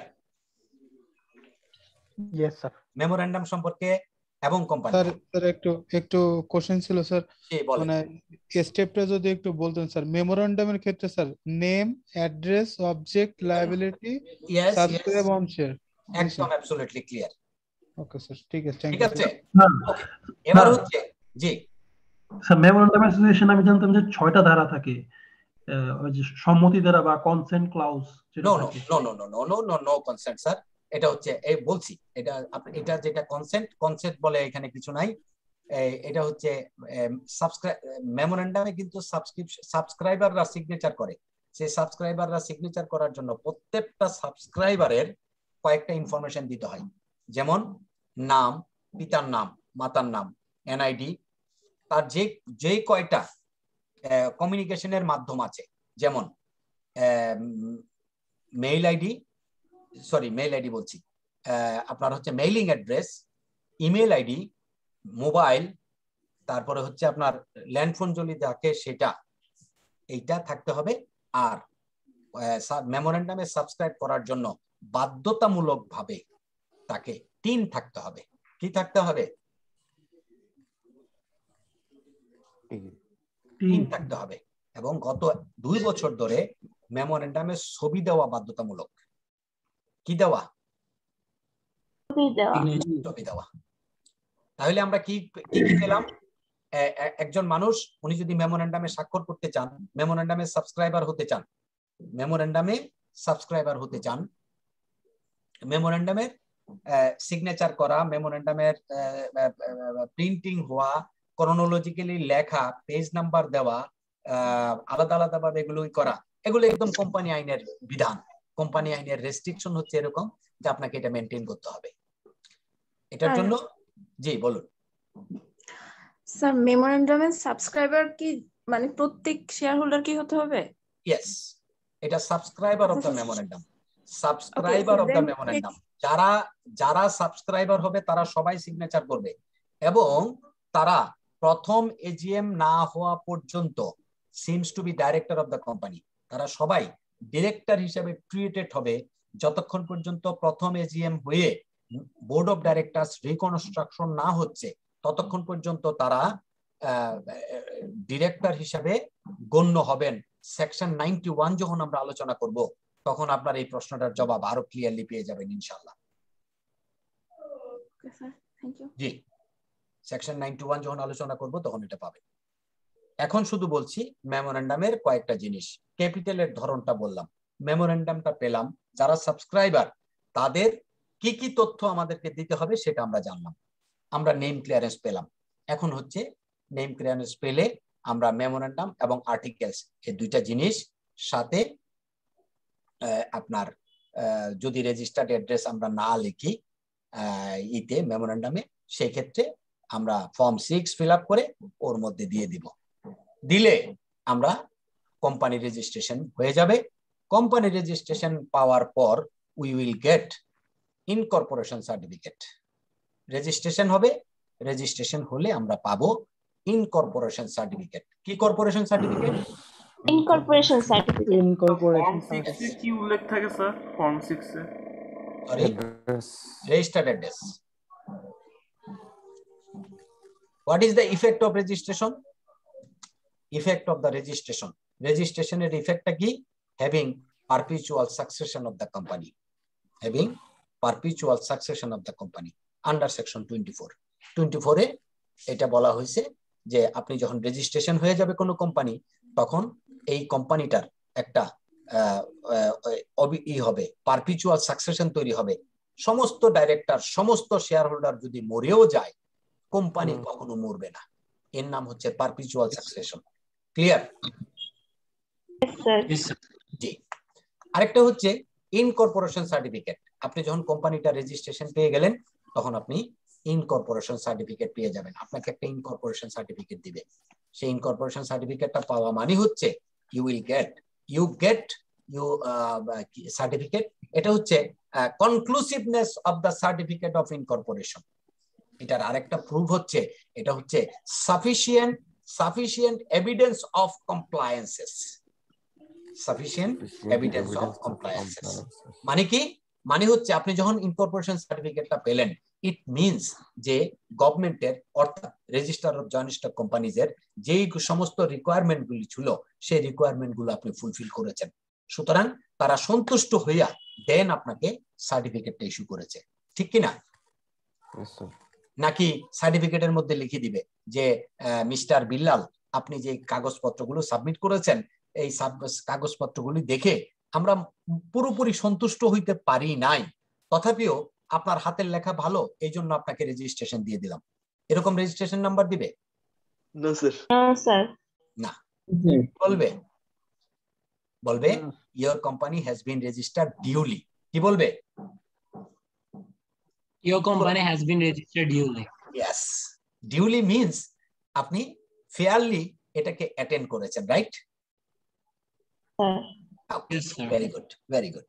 তাইলে আমরা দুইটা শব্দ আজকে নতুন শব্দ শিখলাম। কি কি? ইফেক্ট অফ রেজিস্ট্রেশন যখন আমরা বলতে গেছি সেকশন 24, তখন আমরা বলেছি যে আফটার গেটিং ইয়োর রেজিস্ট্রেশন অথবা after complete your registration, your company having perpetual succession. এই শব্দটা কি? সবাই আমরা একটু অ্যাটেন্ড করার চেষ্টা করি অ্যাটেন্টিভলি, কারণ যেহেতু আপনাদের এখন এমসিকিউ তে রিস্ক কম না বেশি? রিস্ক বেশি। সুতরাং এই যে আমরা যে আজকে যে আলোচনা করতেছি, এখন পর্যন্ত যে আলোচনা করেছি, খুব সম্ভব এখানে আপনাদের জন্য কমপক্ষে 5টা এমসিকিউ আমি কিন্তু বলে ফেলেছি। আমি জানি না কোন 5টা চলে আসবে পরীক্ষায়, কিন্তু কমপক্ষে 5টা এমসিকিউ বলে ফেলছি। যারা একটু বুদ্ধি ভালো তারা হয়তো এরই মধ্যে নোট করে ফেলছে। কি বলেছি? ইফেক্ট অফ রেজিস্ট্রেশন করতে গিয়ে কি বলেছি স্যার? কে বলবেন? একজন বলবেন। স্যার পারপেচুয়াল সাকসেশন বলেছেন। Very good, very good. Perpetual succession এই শব্দটা আজকের পরে আপনি যদি আর কোনোদিনও কোম্পানি আইন পড়তে না পারেন কোনো কারণে, ব্যস্ততার জন্য, আমাদের সিএ প্রফেশনে অনেক ব্যস্ততা, তাই না স্যার? বিশেষ করে ছাত্রদের অনেক ব্যস্ততা। জি স্যার, কোনটা করব কোনটা না করব বুঝি না। কোনটা করব কোনটা না করব, এটা যেমন আছে সারাদিন সকাল থেকে সারাদিন অফিসে কাজ করেন, ফার্মে কাজ করেন, তারপরে অনেক কষ্ট করে, আমি জানি অনেক কষ্ট করে আপনারা বাসায় ফেরত আসেন, এসে আবার দেখা গেল যে আপনারা কম্পিউটারের সামনে বসে আমাদের এই বেরসিক আলাপগুলো শুনতে হয়, তাই না স্যার? তো স্বাভাবিকভাবে মাথায় এগুলো থাকার কথা না। তো এই জন্য বলছি কিছু কিছু জিনিস এমন ভাবে মাথায় রাখা যাতে আপনার না পড়লেও, ধরেন আপনার বিজনেস ল পরীক্ষাটা দিতে গেলেন, আপনি যদি একদম শুরু থেকে শেষ পর্যন্ত স্যারের কয়টা ক্লাস আছে? সম্ভবত 10টা লেকচার, রাইট?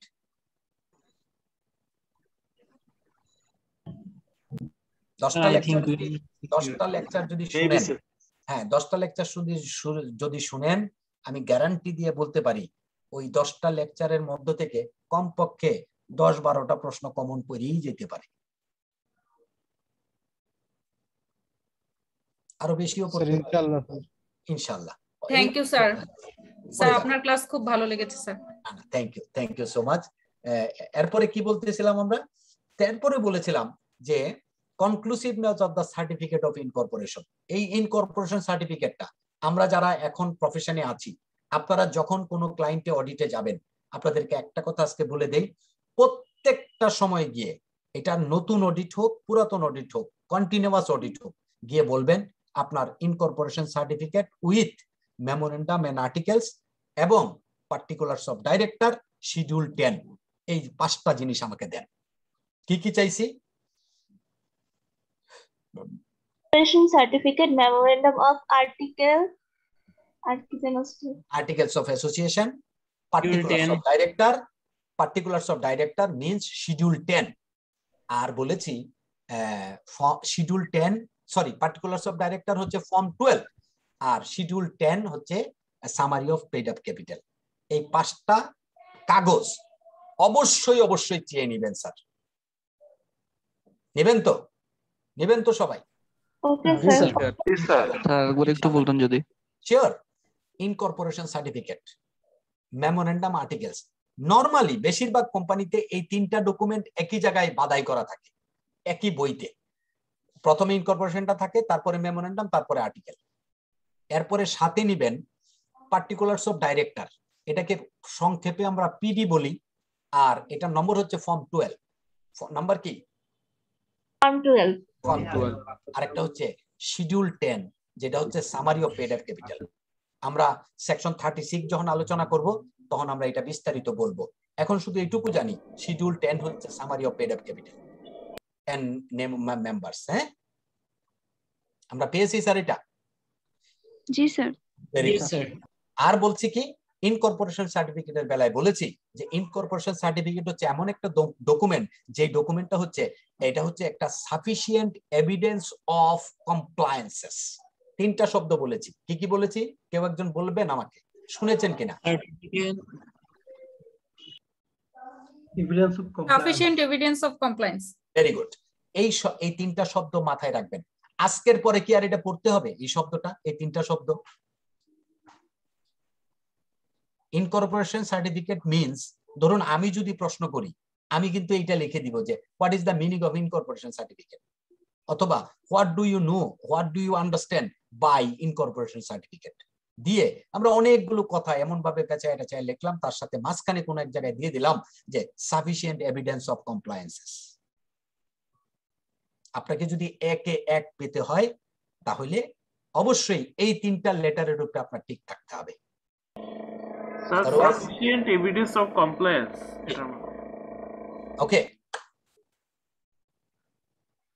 আরেকটা জিনিস আপনাদেরকে টিপস দেই, সেটা হচ্ছে যতক্ষণ পর্যন্ত কোম্পানি লর ব্যাপারে আমার ক্লাসটা শেষ না হচ্ছে, উইদাউট ফিনিশিং মাই ক্লাস, আপনারা কখনোই এই আইসিবির যে স্টাডি ম্যানুয়ালটা দেওয়া আছে সেটা মুখস্থ করবেন না।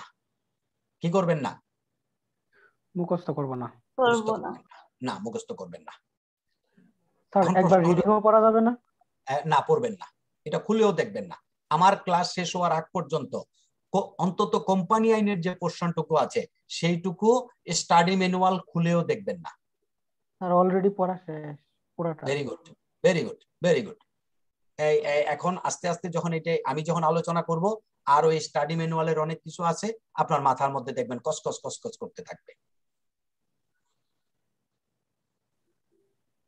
ওকে, এনিওয়ে, যেটা পড়ে ফেলেছেন সেটা নিয়ে কোনো কথা নেই।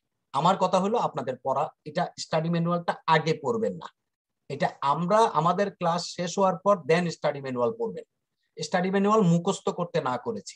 কি করতে না করেছি?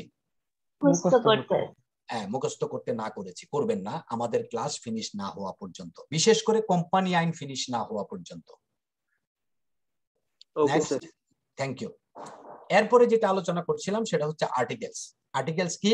আর্টিকেলস মেমোরেন্ডাম বলেছি। মেমোরেন্ডামের একটা শর্ত হচ্ছে আপনি মেমোরেন্ডাম যখন একবার রেজিস্টার করে ফেলবেন বা মেমোরেন্ডাম যখন একবার সাবমিট করবেন, আপনি এটা রেকটিফাই করতে পারবেন না।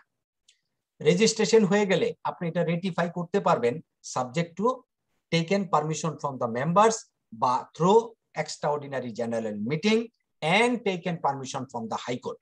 এই 2টা জিনিসের মাধ্যমে আপনাকে পারমিশন নিতে হবে, করতে হবে, চেঞ্জ করতে হবে মেমোরেন্ডাম যদি আপনি চেঞ্জ করতে চান।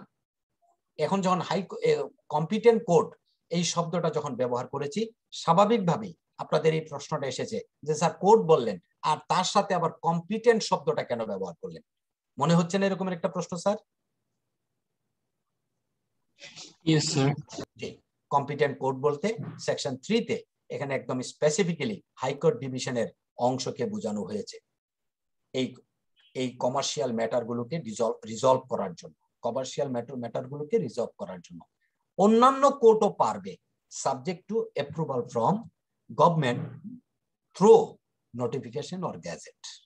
নোটিফিকেশন অর গ্যাজেট পাওয়ার মাধ্যমে যদি কোনো কোর্টকে পারমিট করা হয় যে you can do the commercial matter, you can exercise the commercial matter, তাইলে ওই কোর্টটাকেও কম্পিটেন্ট কোর্ট বলা হবে। ওই কোর্টটাও তখন এই কমার্শিয়াল ম্যাটারগুলো, কোম্পানি আইনের ম্যাটারগুলো রিজলভ করতে পারবে।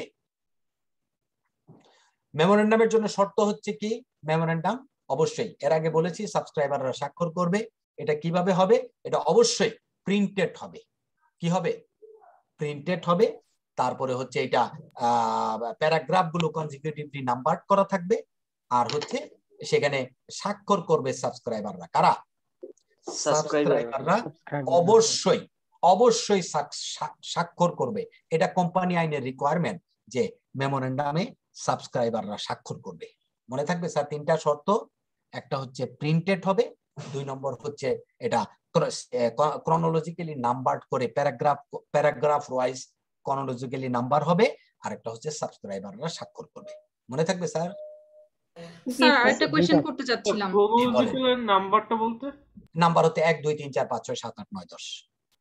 স্যার এটা কি হ্যান্ড রিটেন হতে পারে? প্রিন্টেড শব্দটা ব্যবহার করা আছে। প্রিন্টেড শব্দটা আইনে বলা আছে, প্রিন্টেড।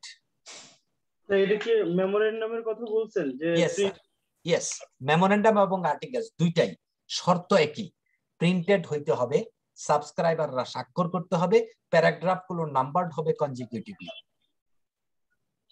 একটা 1 নাম্বার, একটা 3 নম্বর, 3 এর পরে 7, 7 এর পরে 12, এরকম হতে পারবে না। Chronologically means 1 2 3 4 5 6 7।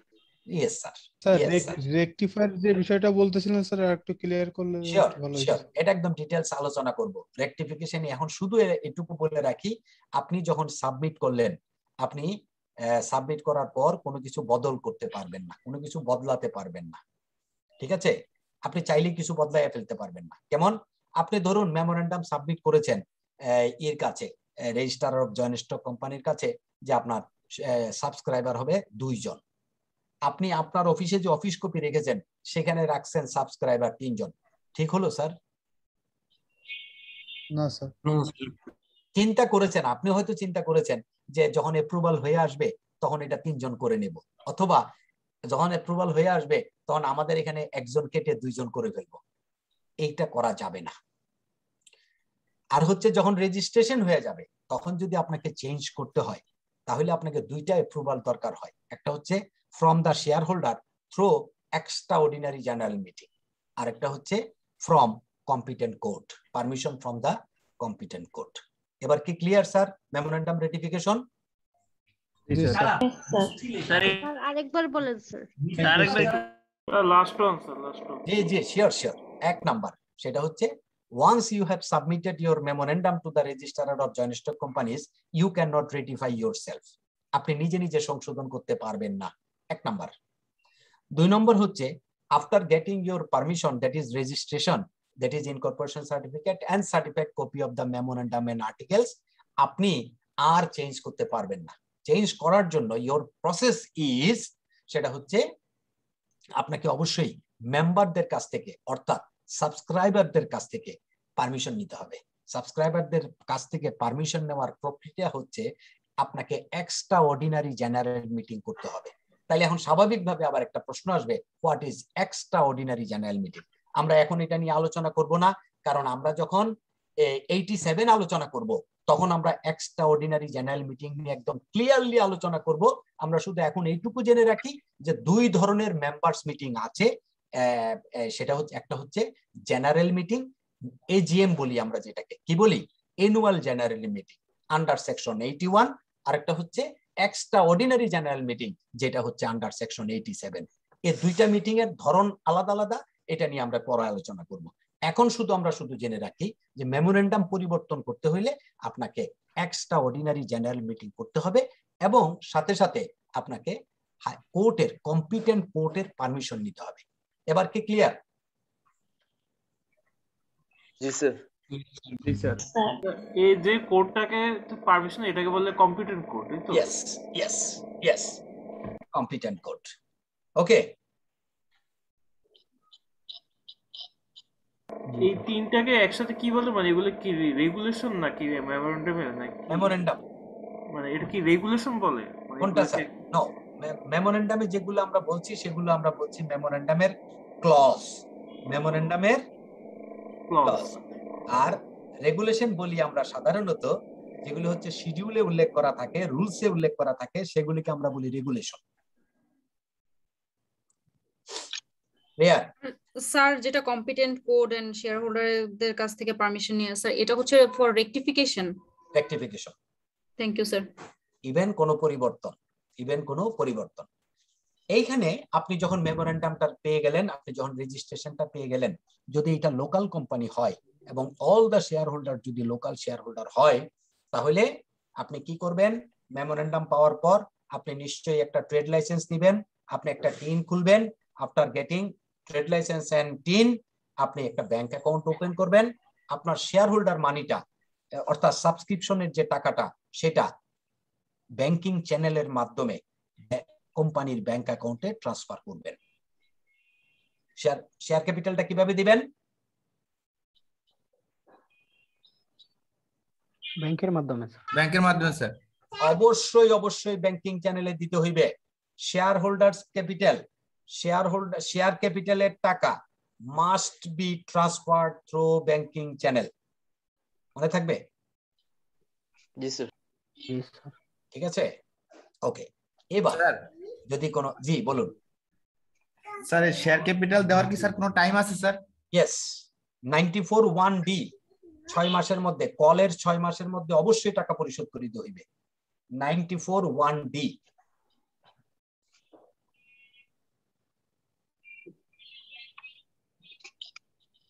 আমরা বলছিলাম যদি শেয়ার হোল্ডার সব লোকাল হয়, তাহলে প্রক্রিয়াটা কি?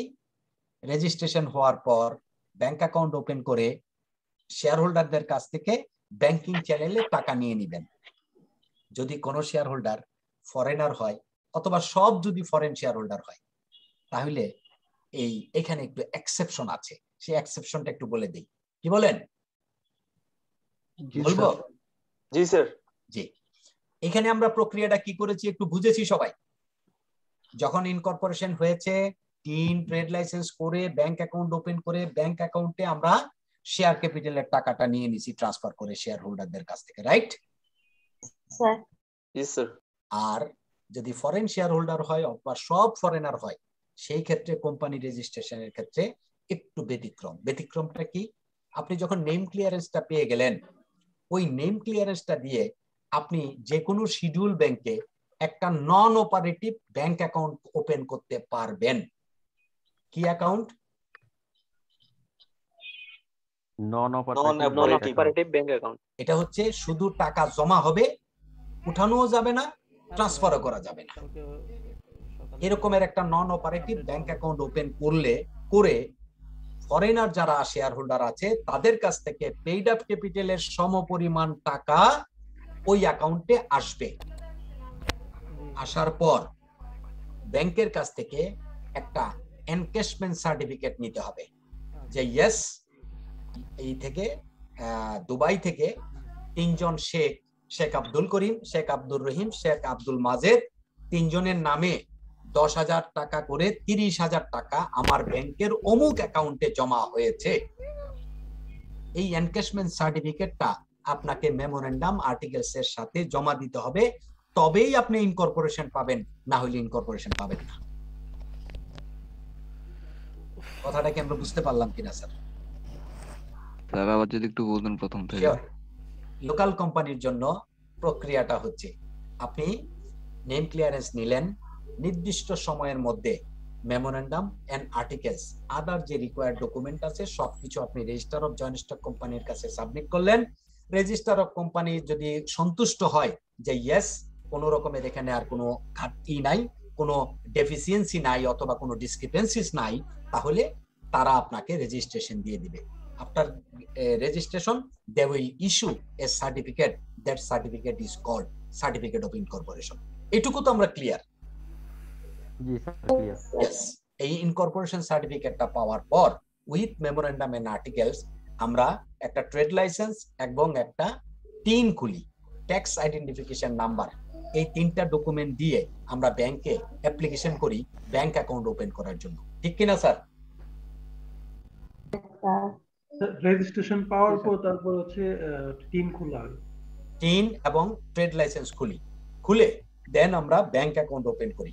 ব্যাংক অ্যাকাউন্ট যখন আমরা ওপেন করি তখন আমরা আমার শেয়ার হোল্ডারদেরকে বলি যে কোম্পানির ব্যাংক অ্যাকাউন্ট ওপেন হয়ে গেছে, এখন আপনারা ওই অ্যাকাউন্টে আপনাদের শেয়ারের যে টাকা জমা দিয়ে দেন, শেয়ার ক্যাপিটালটা জমা হয়ে গেল। এটা কি এবার কি ক্লিয়ার? জি স্যার। জি স্যার। জি, যদি ফরেনার হয় ঠিক আছে মানে আমাদের স্যার রেজিস্ট্রেশন পাওয়ার পরে টিন আর কি জানি বললেন? Trade licence. Thank you sir. Foreigner হয় এবং সব যদি ফরেন শেয়ার হোল্ডার হয় তাহলে তাদের জন্য প্রক্রিয়া হচ্ছে আপনি নেম ক্লিয়ারেন্স দিয়া একটা নন অপারেটিভ ব্যাংক অ্যাকাউন্ট ওপেন করতে পারবেন। ওই নন অপারেটিভ ব্যাংক অ্যাকাউন্টে আপনার বিদেশ থেকে শেখ আব্দুল করিম, শেখ আব্দুর রহিম, শেখ মাজেদ, তারা তিনজন 10,000 টাকা করে 30,000 টাকা পেইড আপ ক্যাপিটালের টাকা পাঠিয়েছে। ব্যাংক আপনাকে একটা সার্টিফিকেট দিবে যে এই তিনজন লোকের কাছ থেকে আমার এখানে একটা ব্যাংক অ্যাকাউন্ট আছে XYZ লিমিটেড নামে একটা কোম্পানি, সেই কোম্পানির নামে 30,000 টাকা জমা হয়েছে। This is called encashment certificate. আপনি মেমোরেন্ডামের সাথে এই এনক্যাশমেন্ট সার্টিফিকেটটা জমা দিতে হবে। ফরেনার মানে নন রেসিডেন্টের আর রেসিডেন্টের জন্য সুবিধা অসুবিধা হচ্ছে এটুকু, রেসিডেন্ট হইলে আপনি ইনকর্পোরেশন পাওয়ার পর পেইড আপ ক্যাপিটালের টাকা জমা দিবেন, আর নন রেসিডেন্ট হইলে আপনাকে পেইড আপ ক্যাপিটালের টাকা আগে জমা দিয়ে দেন কোম্পানি রেজিস্ট্রেশনের জন্য পাঠাতে হয়। এবার কি ক্লিয়ার? স্যার ডিপোজিট মানি হওয়ার পরে এনক্যাশমেন্ট সার্টিফিকেট দিবে ব্যাংক থেকে। এক্স্যাক্টলি। ওইটা জমা দিব আমি মেমোরেন্ডামের সাথে আরবিসিতে। এক্স্যাক্টলি। তবেই আপনি সার্টিফিকেট তবেই আপনি ইনকর্পোরেশন পাবেন, আদারওয়াইজ ইনকর্পোরেশন পাবেন না। এটা হচ্ছে রেসিডেন্ট এবং নন রেসিডেন্টের শেয়ার মানি ডিপোজিটের একটু difference. Sir resident non resident এটা একটু বলবেন। আর রেসিডেন্ট হচ্ছে আপনি বাংলাদেশী, নন রেসিডেন্ট হচ্ছে নট বাংলাদেশী। না না স্যার, রেসিডেন্ট হইলে কি করতে হবে যে বললেন যে রেসিডেন্ট হইলে আগে জমা দিতে হবে, পরে জমা দিবে, ব্যাংক অ্যাকাউন্ট ওপেন হওয়ার পর টাকাটা জমা দিবে। আর নন রেসিডেন্ট হলে আগেই নন অপারেটিভ একটা ব্যাংক অ্যাকাউন্ট ওপেন করে শেয়ার মানি ডিপোজিট করতে হয়, দেন আপনার কোম্পানি রেজিস্ট্রেশন হয়। রেসিডেন্ট হলে শেয়ার মানি ডিপোজিট করা হয় পরে, আর নন রেসিডেন্ট হলে শেয়ার মানি ডিপোজিট হয় কোম্পানি রেজিস্ট্রেশনের আগে। এবার কি ক্লিয়ার? জি স্যার। ক্লিয়ার স্যার আমিও যদি স্টেপটা একটু বলতাম স্যার, একটু মানে আমার ভুল হচ্ছে কিনা একটু বলেন স্যার। লোকালের ক্ষেত্রে sir name clearance, memorandum, article, তারপরে রেজিস্টার করলে ইয়েস করলে আমরা আসলে সার্টিফিকেট ইস্যু করবে। Incorporation certificate, incorporation certificate issue করলে সেটা হচ্ছে টিন আর ট্রেড লাইসেন্স লাগবে স্যার। তারপরে হচ্ছে bank account sir. Yes, bank account open হবে, তারপরে শেয়ার মানি ডিপোজিট হবে। জি স্যার। আর নন রেসিডেন্ট হলে একটা কোশ্চেন ছিল। ইয়েস বলেন স্যার। ইনকর্পোরেশন সার্টিফিকেট আর হচ্ছে স্যার আর্টিকেল অফ অ্যাসোসিয়েশন, এটা কি একই sir? No no no no no no. Articles association হচ্ছে আপনার regulation for performing day to day activities of the company, আর ইনকর্পোরেশন হচ্ছে রেজিস্ট্রেশন। কোম্পানি রেজিস্ট্রেশন করার পর কোম্পানি যে রেজিস্ট্রেশন হয়েছে তার একটা প্রমাণ আপনাকে ফেরত দেয়, সেই রিসিপ্টটার নাম হচ্ছে ইনকর্পোরেশন সার্টিফিকেট।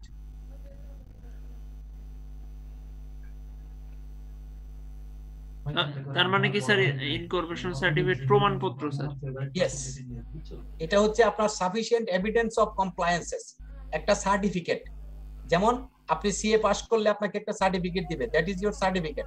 আর আপনি এই 3 বছর ধরে যে আর্টিকেলশিপ করছেন সেটা হচ্ছে আপনার আর্টিকেলস।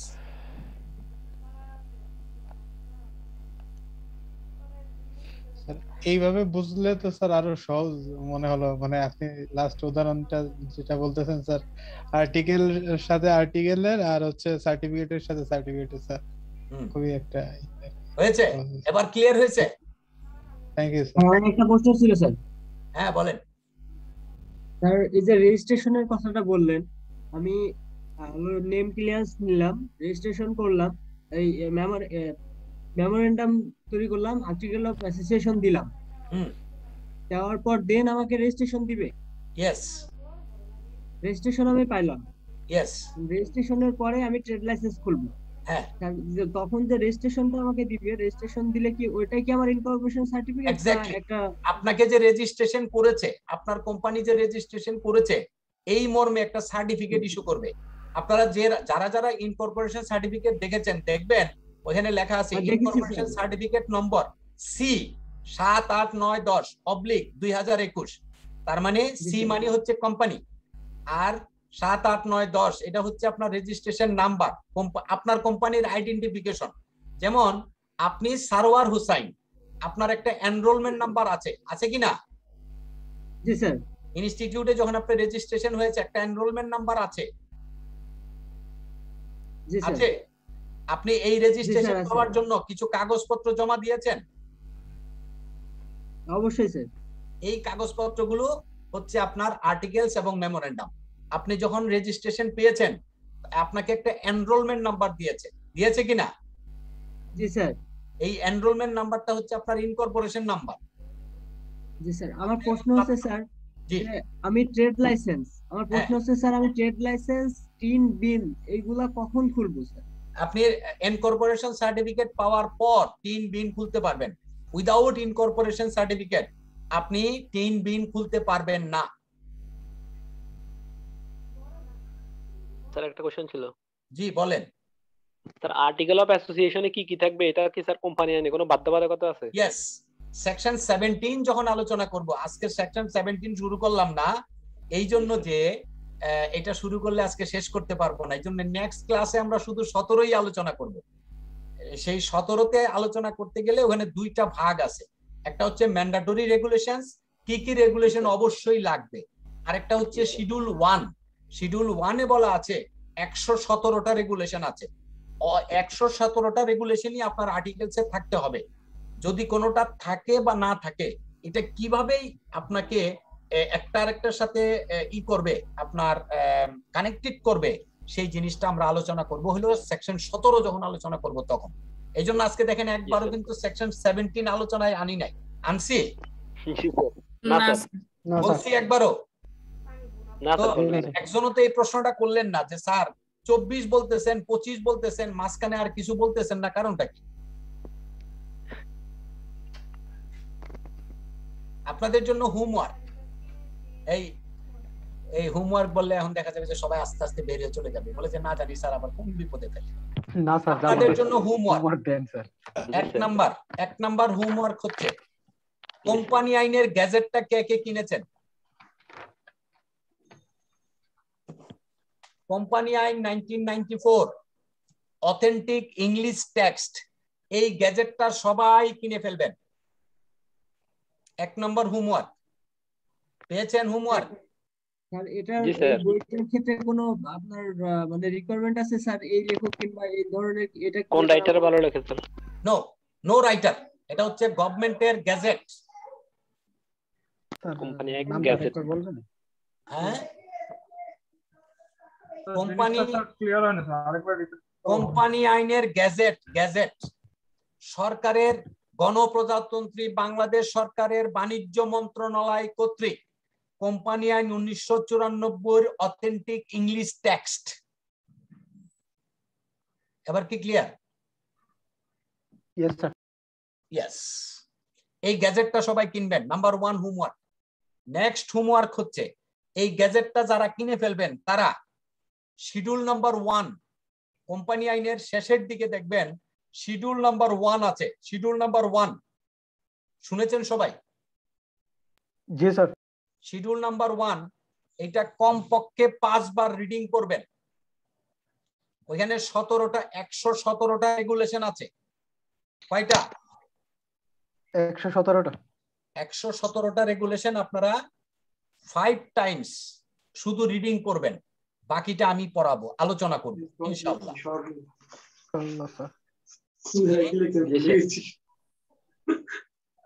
117টা রেগুলেশন 5 বার রিডিং করবেন, এরপরে আমি সেটা আপনাদের সাথে আলোচনা করব ইনশাআল্লাহ। স্যার আপনি কি কথাটা বলেছেন সেটা কি একটু চ্যাট বক্সে দেয়া যাবে? স্যার বইটার নাম যদি একটু বলতেন। নেটওয়ার্কের কোম্পানি আইন 1994, এটা হচ্ছে গণপ্রজাতন্ত্রী বাংলাদেশের বাণিজ্য মন্ত্রণালয় কর্তৃক কোম্পানি আইন 1994, কোম্পানি অ্যাক্ট 1994।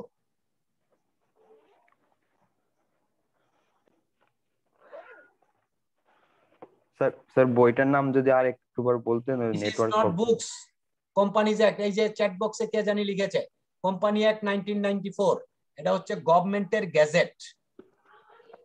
কি গেজেট?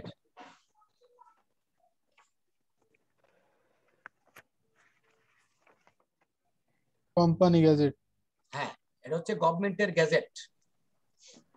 এটা 1913 সালের আইনটাকে রিপিল করে 1994 সালের আইনটাকে বলবৎ করা হয়, রিপ্লেসড হয়। Okay okay sir.